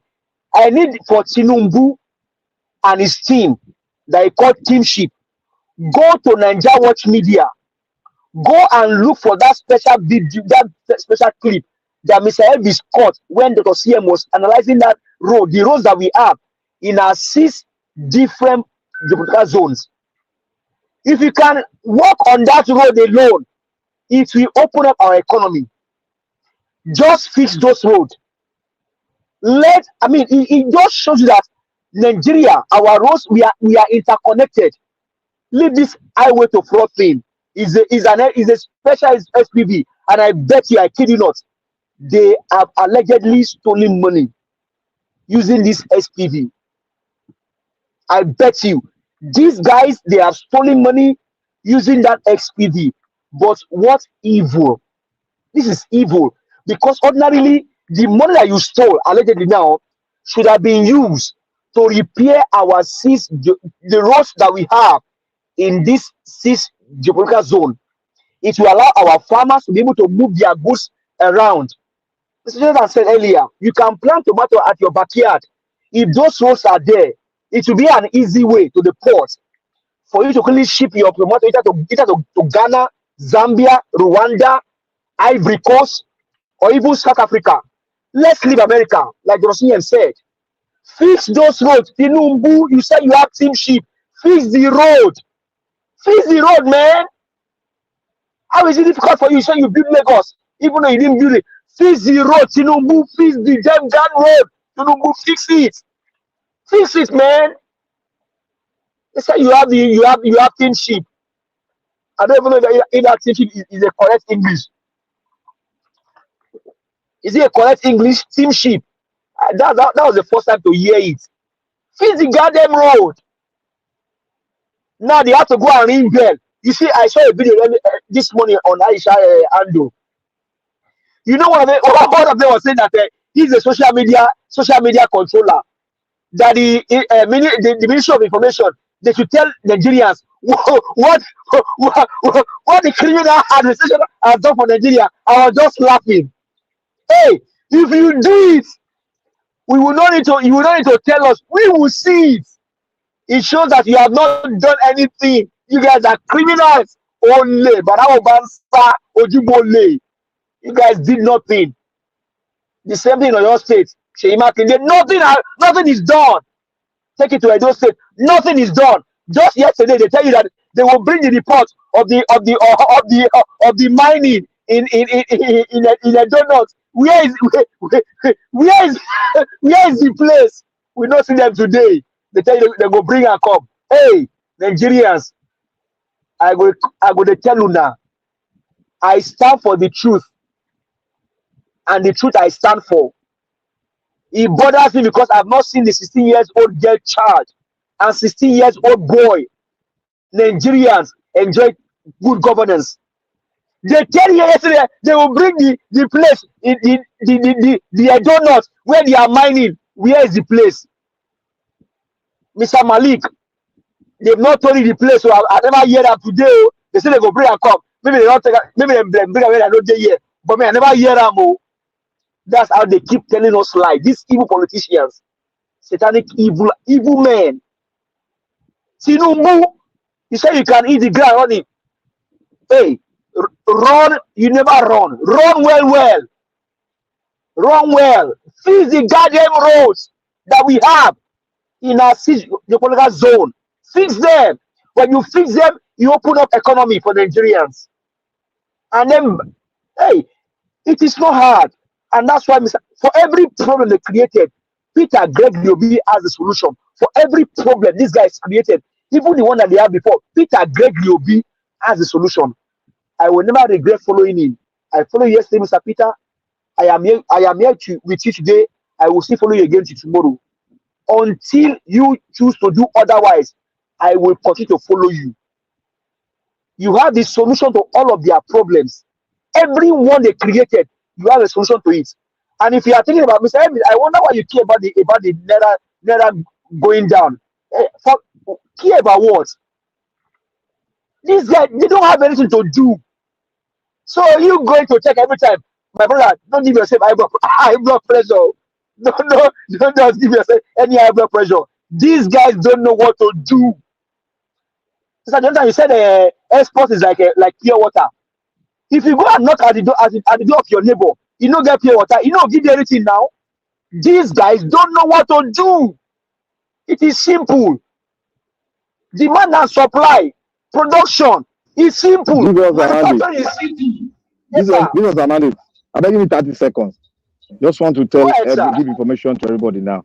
If you are in diaspora, if you're having your money in the bank, don't even think you are going to make any profit. The money is going to be devalued more and more and more. So don't think about any profit. But if you have dollar, you can do whatever you want to do. But if you have Naira, forget about it. It's going to be devalued. Okay. Man, so Mr. Jonathan, you saying that it's like going to your neighbor's house and go, nothing. And when you want, it's only say, and when they don't have anything to do. They don't have it. And so Ministry of Information, governance, you can feel it, you can see it, you can touch it. Black Panther will bear me witness, and that man is here. In my city here, in my local city here, DFW area alone, you can tell them how many construction is going up, how they are tying our road, our street roads that the CM talk about. They are, you see how they are tying them. You need to see how the concrete, how they look like. We can see, you can feel it. Nigerians have not seen anything. So, Ministry of Information, there is no blah blah that you can give us. This town hall is different from blah blah. Thank you. Thank you, sir. Thank you, give us a mandate. Thank you very much. Augustine, please talk to us, sir. Good evening to you once again. Okay, and good evening, Niger Watch. Actually, is that a highway to fraud? I think that is even the most important news today. As for Soyinka, a lot has been said about him. So he just, he is just a bit diversionary. You see, this highway to fraud, I want people to look at it this way. Now, there are roads in Nigeria begging for attention. They wouldn't want to do it. What the original intention was just to cripple that business. That what is it called? Is it not some? Wait, what's the name now? Luxury, forgotten. The business that they demolished, and attempt so that the road will pass through where they wanted it to go. Why this government is tunnel vision is this? Somebody wrote in one of the Twitter, I don't know whether it's true, said about 4,000 people or thereabout are employed within that ecosystem, that area. That demolishing all those things will put them out of job, even if you pay the man compensation. Because if you pay the person compensation, it will take him at least some years, some time to build up the business somewhere else. And those people you've thrown into the job market, is not likely to call them back again. And so such a business, maybe about some thousands direct jobs, some are indirect because they also do supplies, something like that. So that is the economics. But all those things have been destroyed simply because Agbado want to grab land. That is by the way. Now let us look at Dave Umahi as the main misfit. Because sometimes I don't want to use certain words because of the regulation here. Let me say misfit. That is not an insult because according to Moshola today, I think he's not an engineer, he's not qualified. I was looking for one somebody should help me. There was one quotation made by Matthew, Reverend Father Matthew Kuka, the bishop of Sokoto Diocese, Catholic bishop. He said in Nigeria, I may not quote him exactly. He said, those those who what is it called?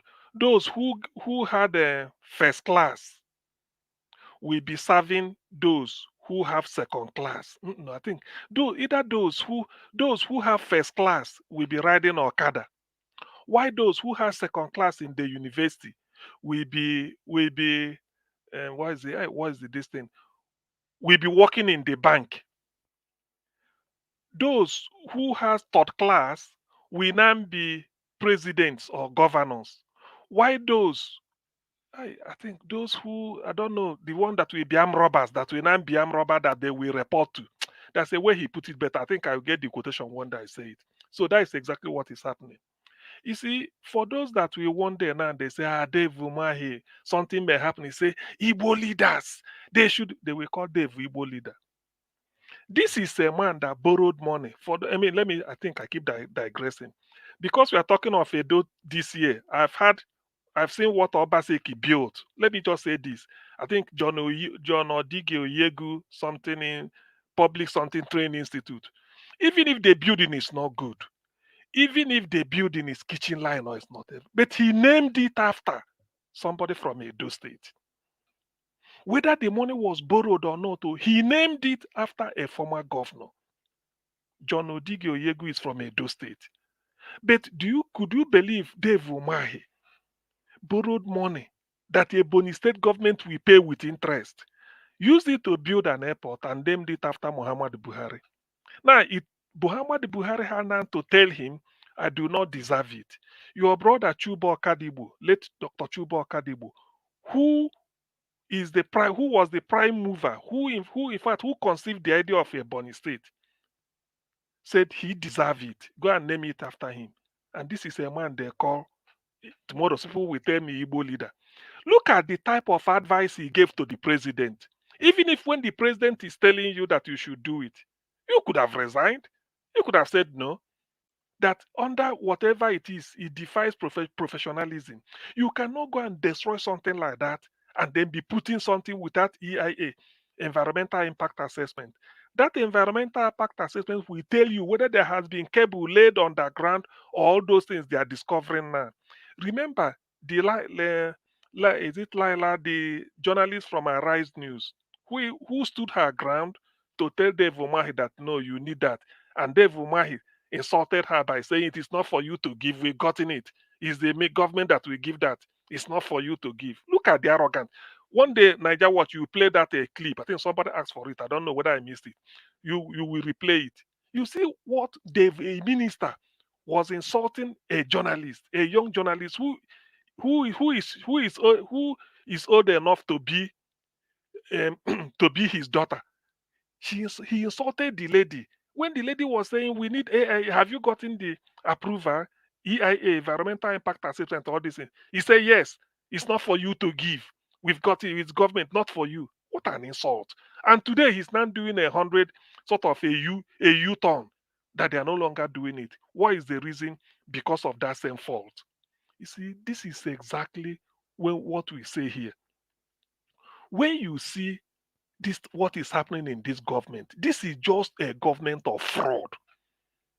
A government of fraud from beginning to the end. I keep saying it. This is pure fraud. The aim was just to demolish that, owned by the people they don't want to see them own properties in Lagos, and then make sure that that land is no longer useful to them. It doesn't matter after all, like we've done, they can print, say how much does it cost you? So million naira. They print it and give you. It becomes a worthless paper. So tomorrow, Dave Umahi, people will tell me, oh, Dave Umahi is Igbo leader. How can this person be a leader? How can this person be a leader? Now, I want all people to also have some contrast. Dave Umahi borrowed money, built a medical school from the scratch in Ebonyi State, in his hometown, and named it after himself. He borrowed money, built a market, and named it after his wife. What sort of nepotism is that? You see, these are some of the things that when in future you see people stoning them, maybe Igbo youths taking out when they are incandescent with rage and they want to deal with them, either in foreign capitals, People will say these people, they are not well brought up. They insult their elders. They do this. Look at Ekweremadu today. It took Ekweremadu to be in prison for people to realize that what people did to him in Germany in 2017 or 2018. So this is what we are talking about. These are the type of efulefu, to use the word. These are people that are worthless. They will bring them and make them just wear them the garb of a minister. Now look at the profession. Is that not assuming the minister for works is one type of lawyer? If it were during Fashola, they say, you see, Fashola is a lawyer, senior advocate. What do you expect? Son, no, he's supposed to be attorney general. But this is somebody who say he's an engineer. And remember, all the time he said, I'm a fellow of Nigerian Society of Engineers. I don't know whether people do see it. I'm a fellow of Nigerian Society of Engineers. Now look at the mess. Look at the mess they've made of it now. Look at the wickedness they've displayed. Yes, as much as we blame Tinubu's government, but to me, Umar should take 99.9% of the distance. As a professional, you say no. If he insists, you say you resign. That is when you now what your weight in gold. That you colluded, covered everything, even challenging people that are pointing out. Only that you want to destroy it. When sometimes you will say we shanty towns, we didn't destroy anything. These are just shanties. Now look at the mess. How do you explain this? And you put this against the background of more than 50 roads scattered all over the 6 geographical areas of Nigeria, begging for attention. Half of, so about 10% or less of this money should have taken care of those roads. Somebody was just showing me 700-kilometer road between somewhere in India, I think New Delhi and Nagpur. They are going to build it for $9 billion. Started in 2018 to be completed this year. But Nigeria is building their own that are almost the same length, but is coming in trillions. Trans-African highway from Cairo to Cape Town is more than, I think it's about 11,000 kilometers or something like that, or more than that. Built at a very cheap, if you see the figure, you just marvel. It's not even, I don't think it's up to 20% of what this road will cost. And Dave Umar was instrumental in making sure that they destroyed the business owned by people, owned by Nigerians. And as an engineer, tomorrow he will not come and take credit. He's a fellow of the Society of Engineers. I wish people would just be calling people to order and then deal with that type of people. To be honest with you, I was so shocked when they are talking about it. Yes, people can blame Tinubu. I agree.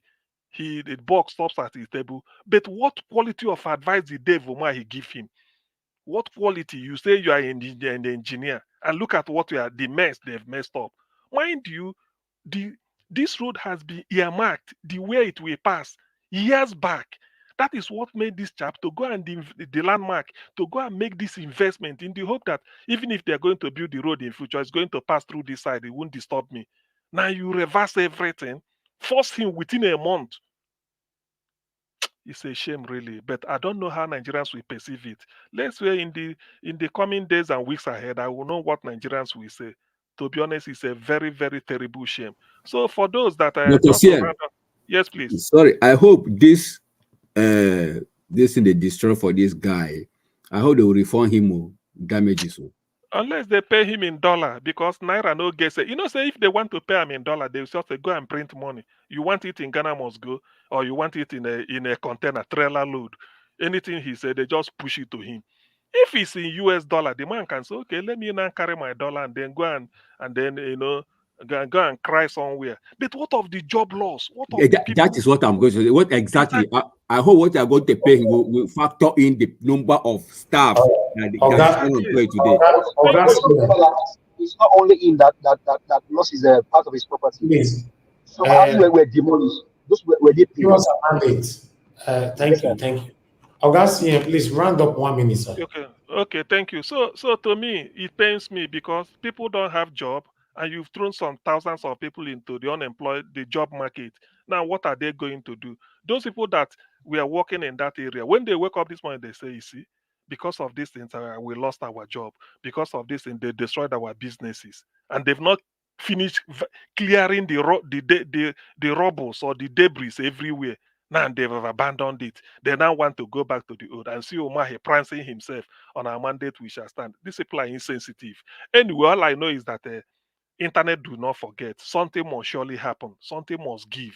He cannot go scot-free. Somehow he must pay for this because he took Nigerians for a ride, and it's quite unbecoming of somebody who says he's a professional to go and mess up this type of thing when there is something to do. They criticize Peter Obi, and it was because of this road. He said Peter Obi is inciting Ndibo against Tinubu.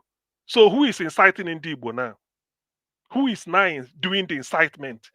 Because Peter Obi told them what to do. He said Peter Obi is inciting Ndibo against Tinubu. Now he has eaten the humble pie. Imagine the humbug. He's now eating the humble pie. So what is he gonna tell anyway? Peter Obi will tweet about this. I bet if he doesn't, somebody should remind him. Is Peter Obi still inciting Ndibo against Tinubu for saying that the landmark investment should be left to stand? Thank you very much, Niger Watch. I'm so pained. I don't like when people just mess things up. Thank you. Thank you, Augustine. Thank you, sir. Thank you very much. Let's come to Black Panther. Oga Black Panther, please talk to us. You have your 8 minutes so that we can have a final solution. We also have August consigned there. Okay, Black Panther, thank you. Are you hearing me? Okay, yes, sir.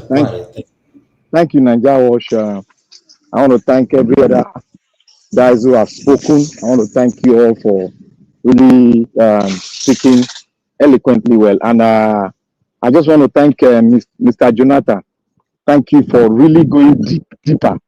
Like I told you, nobody will contest your economic terms that you are using and now you're explaining it because we are understanding it.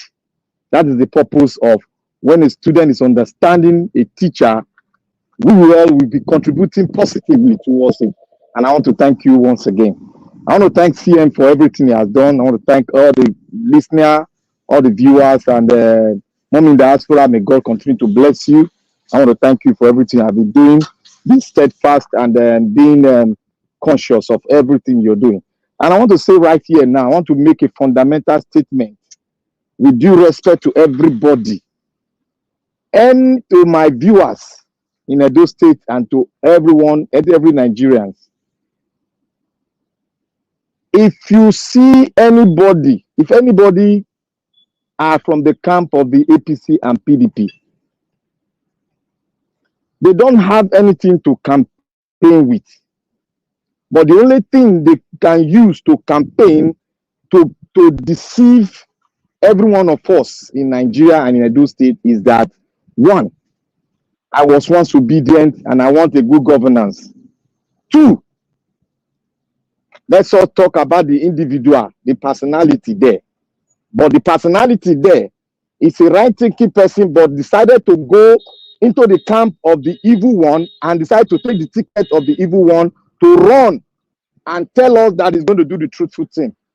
That is an aberration and insult to our intelligence all over the nation. We are too intelligent to be deceived 100 times all over and all over again. We are here. We are the real technocrats. We understand them. And if they come here to talk, please watch them very well. If they say word 100%, 80% of their words are lies. Because they don't have anything to campaign with.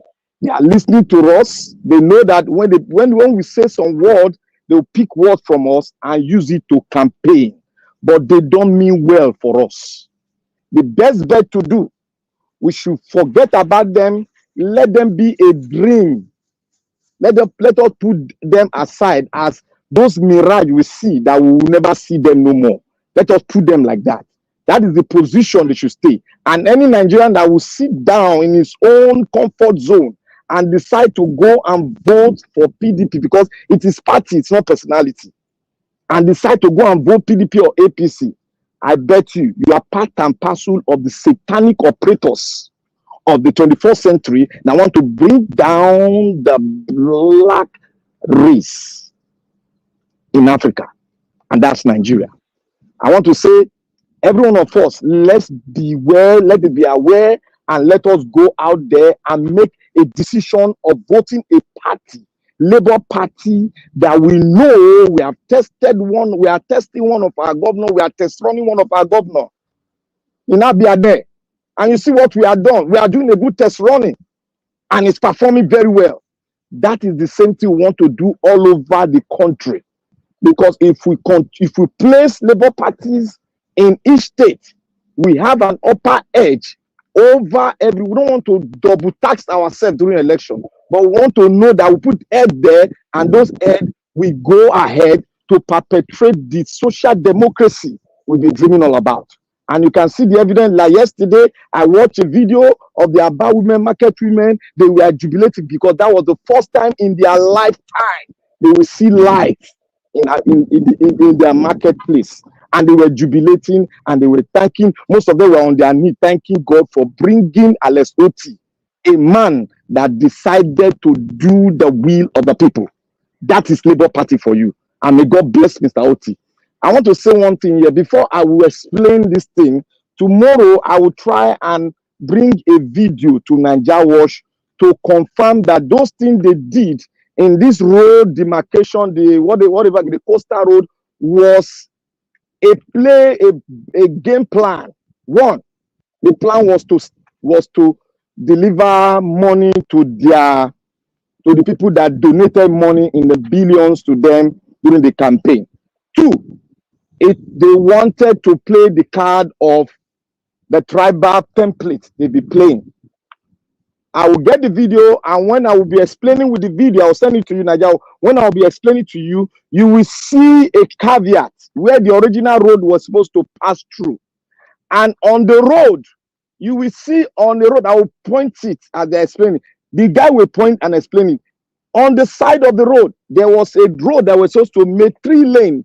The Lagos State government made it 2 lanes, and on the left side, it's all Yoruba to the end, and they have something like an ancestral home on that lane that they couldn't destroy.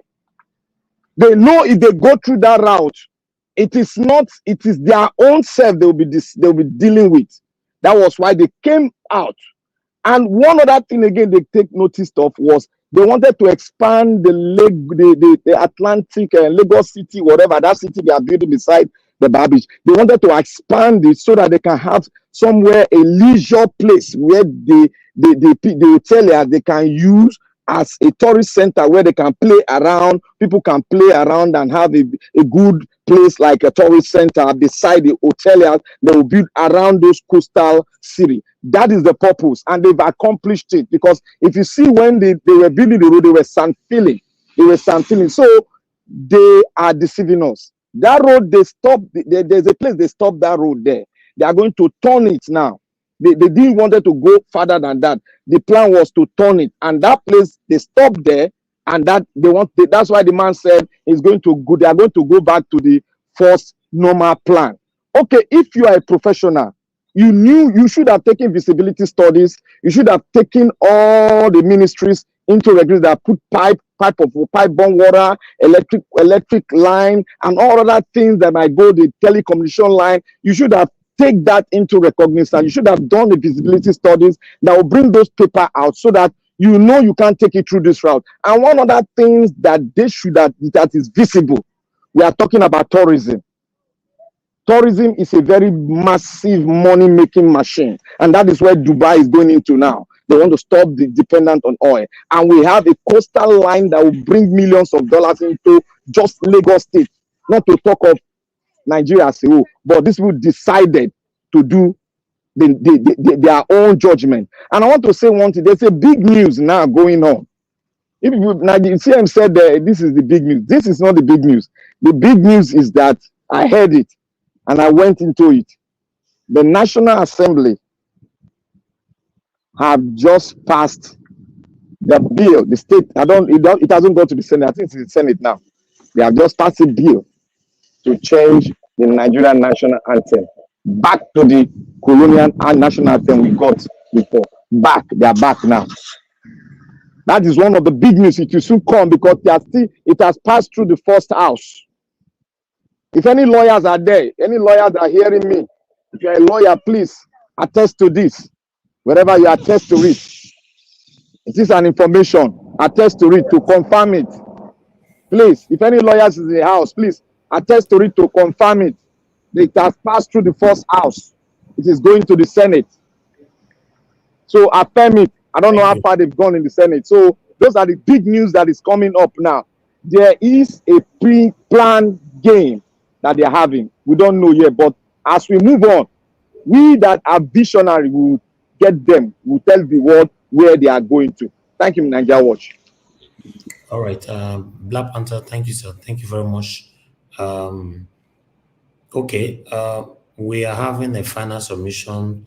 A lot of people are giving their final submission already, but I'm still going to give them to 2 minutes. But let me come back to Mr. Jonathan. Mr. Jonathan, if you're still there with us, your final submission, 2 minutes, sir.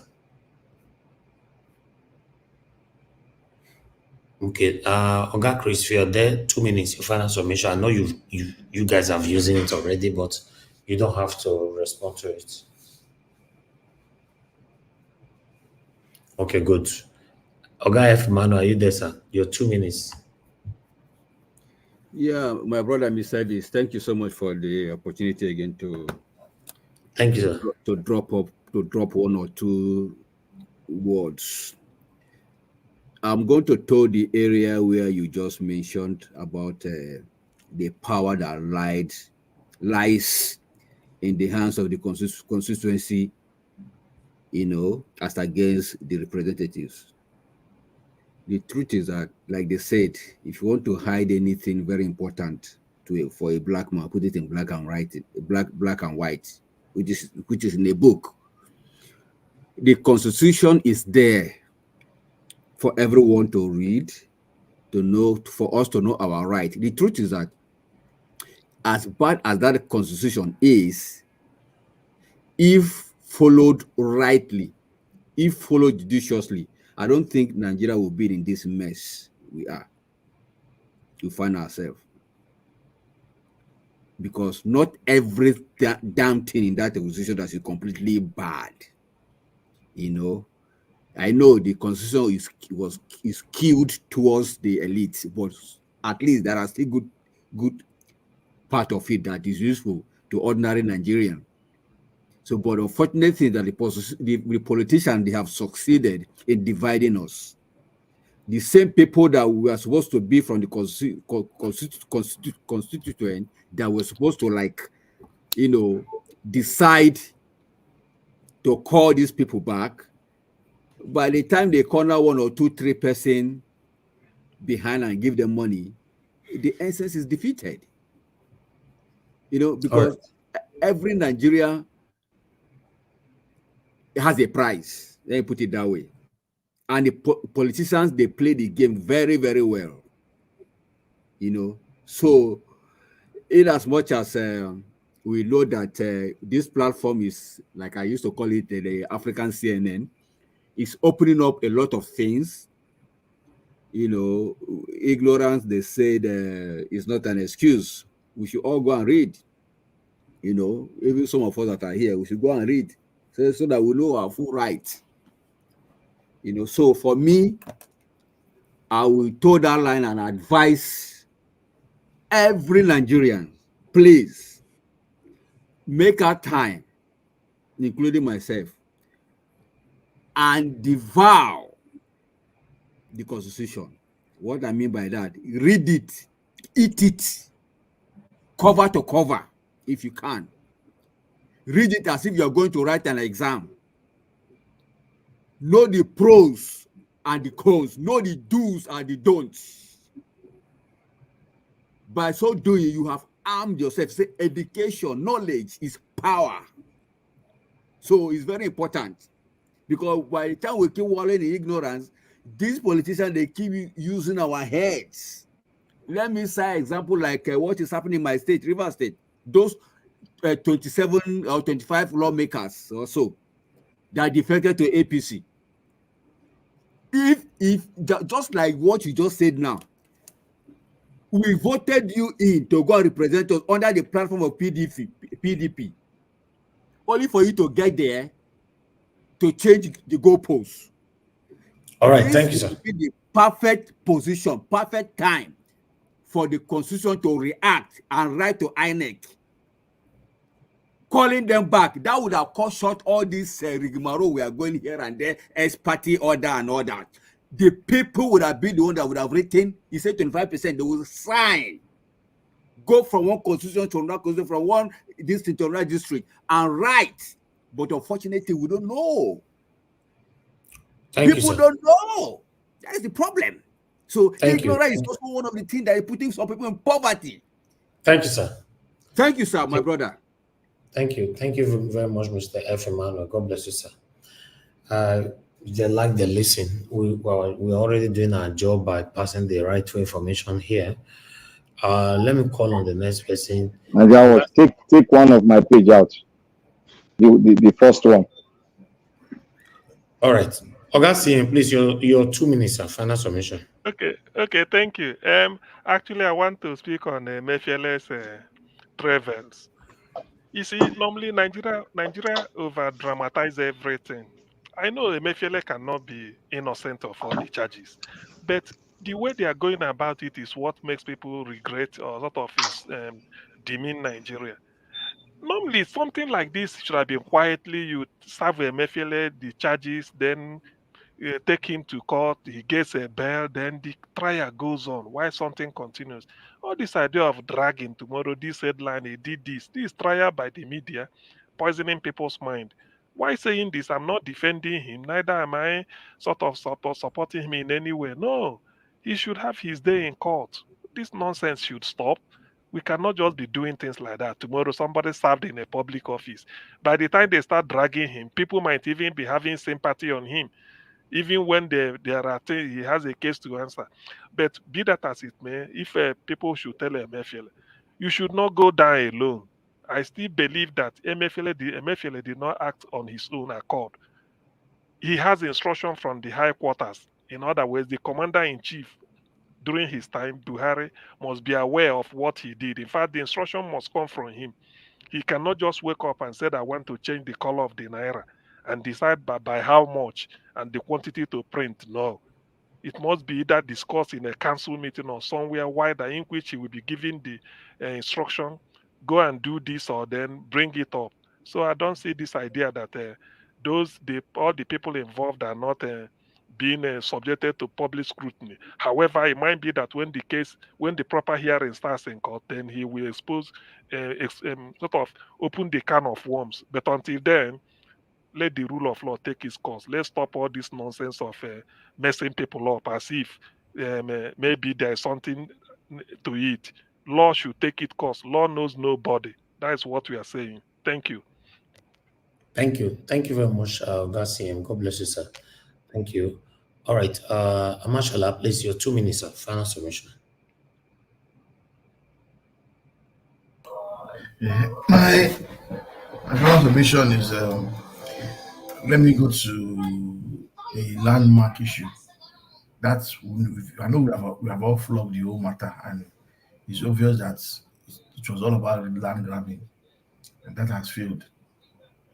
The issue that we're talking about, calling our senators back, I pray Nigerians have heard, who spread the news that that's the only option. If you cannot protest, that's the only option we have to bring these people back. The national anthem, who it will help? Who national anthem help? Whether it's the old or the new, is it putting money in our pocket? And is it going to make the economy better? These are people that are looking for something to just say they have done something after 1 year. Next week you celebrate 1 year.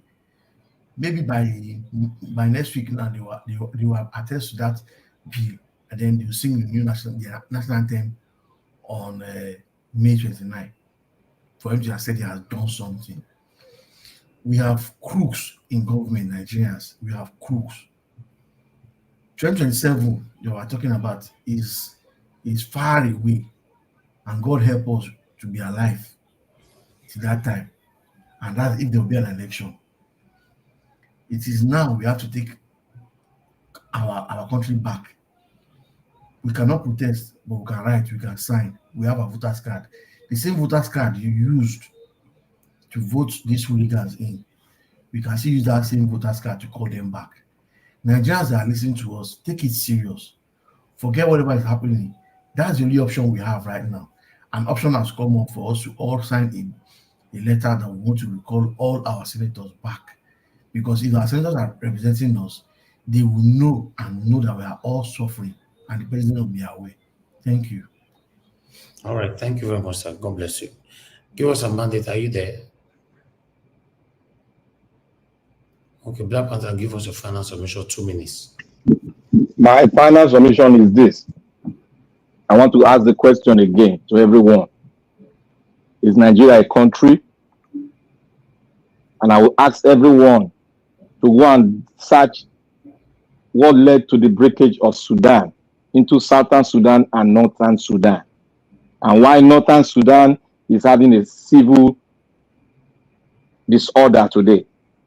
Go and checkmate it, and you come to make your round conclusion that if we don't do the needful, the way we are going now, we are going to end up that way.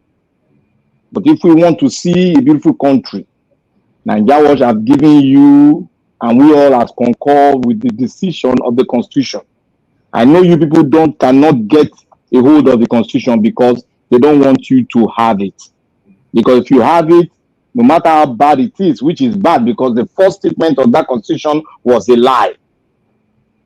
But we can use the ones that will make us go to a round table in that Constitution. Let us pull it out. Let us use it to checkmate our political talks that we have there and bring them back home and put people that their heads are correct, that believe in our ideal.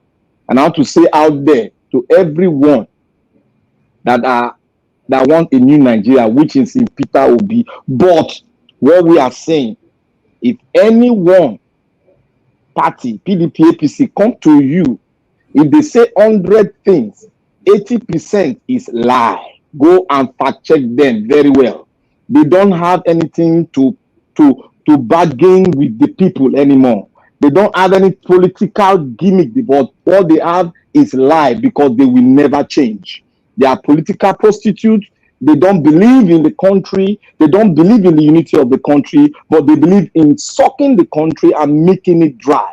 So to we, the patriots that are out there in Nigeria that are fighting, that are out in the diaspora that are fighting, we should keep on fighting and make use of the portion to bring back those talks that are in the National Assembly back home, and let us put the right people, LP and LP only, or LP and other parties. But PDP, APC, they are rotten dustbin. They belong to the bin.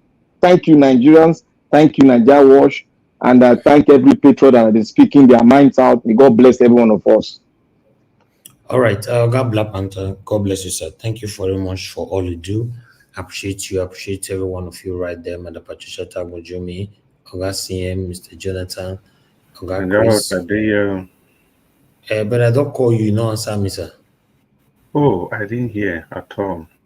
Okay, go ahead. Your 2 minutes. Thank you. Okay. Yeah. Good evening, everybody. And once again, well, I'll just use these 2 minutes to admonish us. We've been saying that to protest is dangerous, this, that.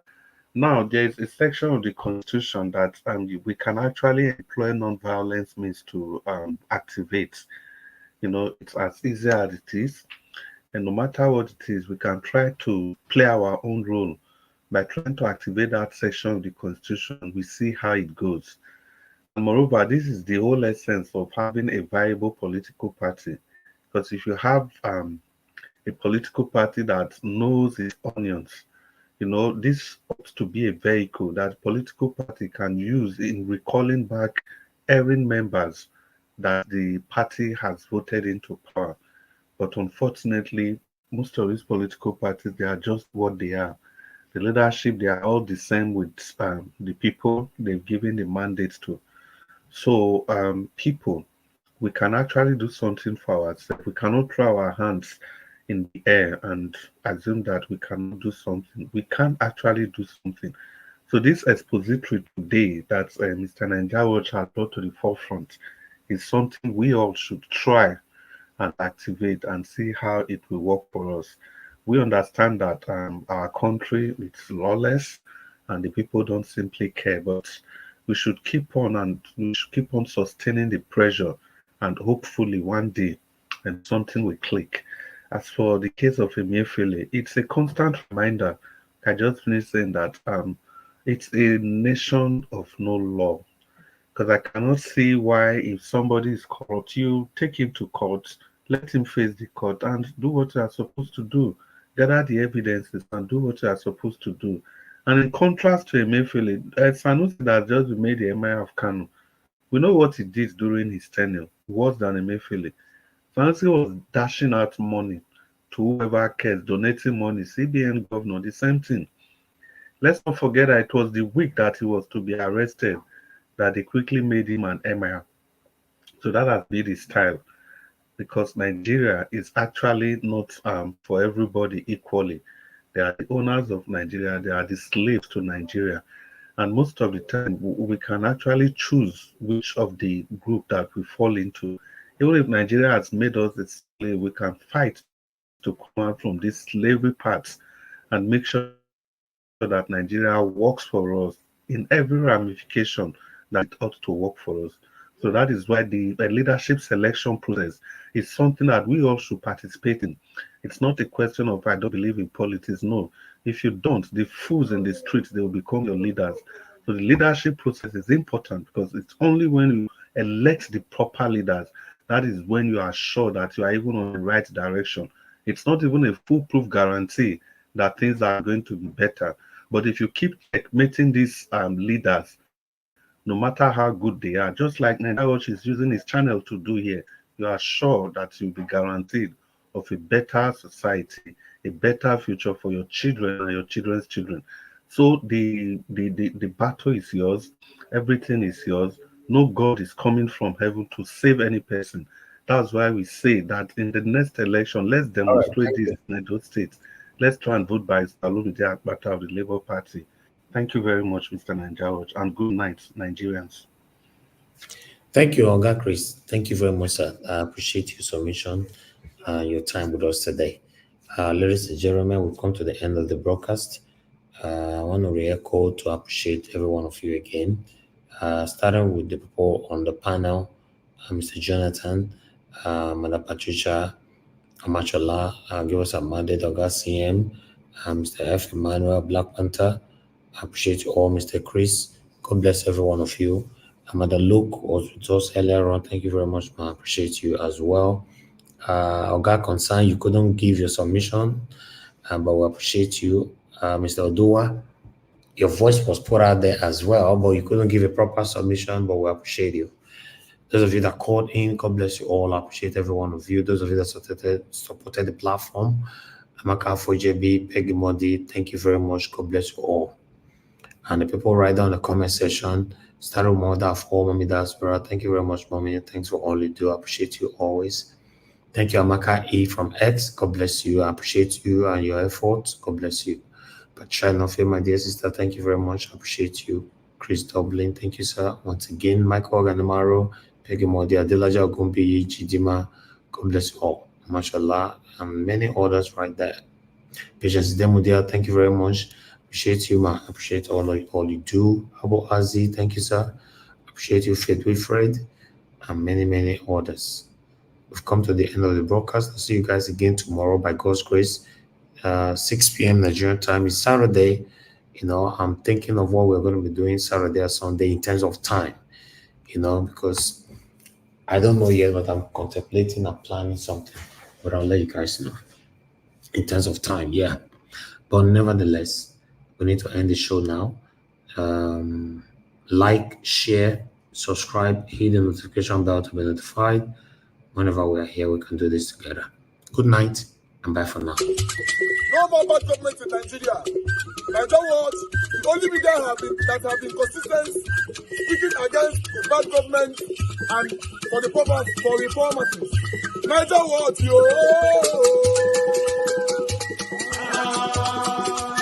No more bad government. No more bad government. Niger watch. No more bad government. Niger watch. No more bad government. The only media that have been speaking. No more bad government. The voice of the voiceless. No more bad government.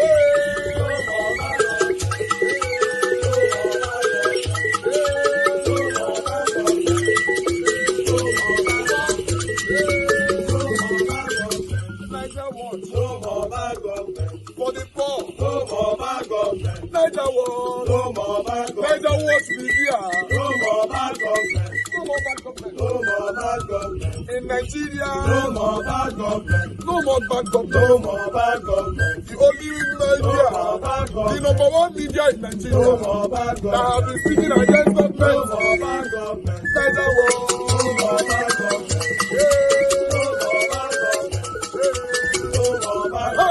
Niger watch you.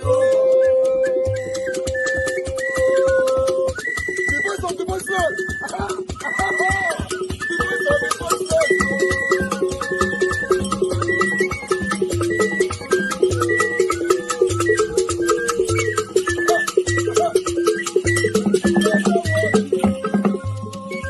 Voice for the voiceless. Voice for the voiceless. Niger watch media. Voice for the voiceless. Niger watch media. Voice for the voiceless. The only media that have been speaking against bad government. Being consistency since 1944. Voice for the voiceless. Voice for the voiceless. Umuwame. Voice for the voiceless. Umuwame. Voice for the voiceless. Voice for the voiceless. Voice for the voiceless.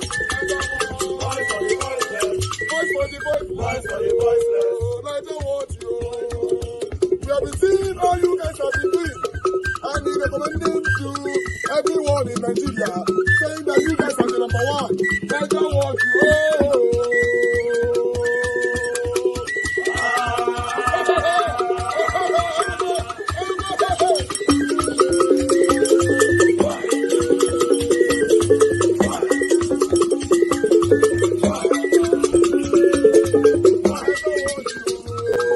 Come on, Niger, watch family and friends.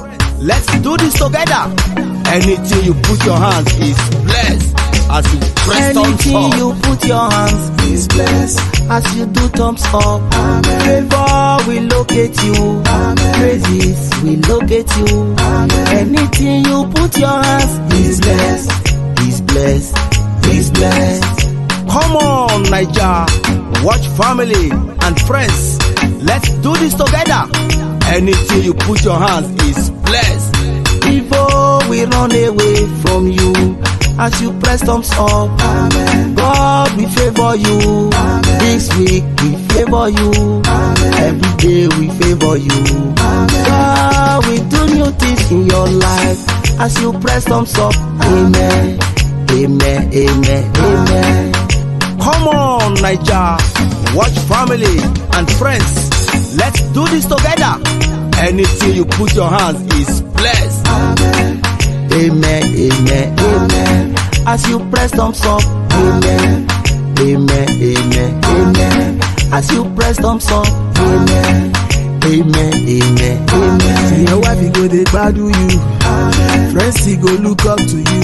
Amen. Every blessing go they follow you. Amen. Oh yes, as you press thumbs up. Amen. The calamity go run away. Oh. Amen. Bad thing go run from you. Oh. Amen. Everything go come better, better, better. Amen. So far make you just do thumbs up. Oh, oh yeah, do thumbs up. Amen. No, no, no, no, no, no. Amen. Amen. Amen. Amen. Amen. Amen, amen, amen, amen, amen, amen, amen, amen, amen, amen, amen. Anything you put your hands is blessed as you do thumbs up. Amen. Favor will locate you.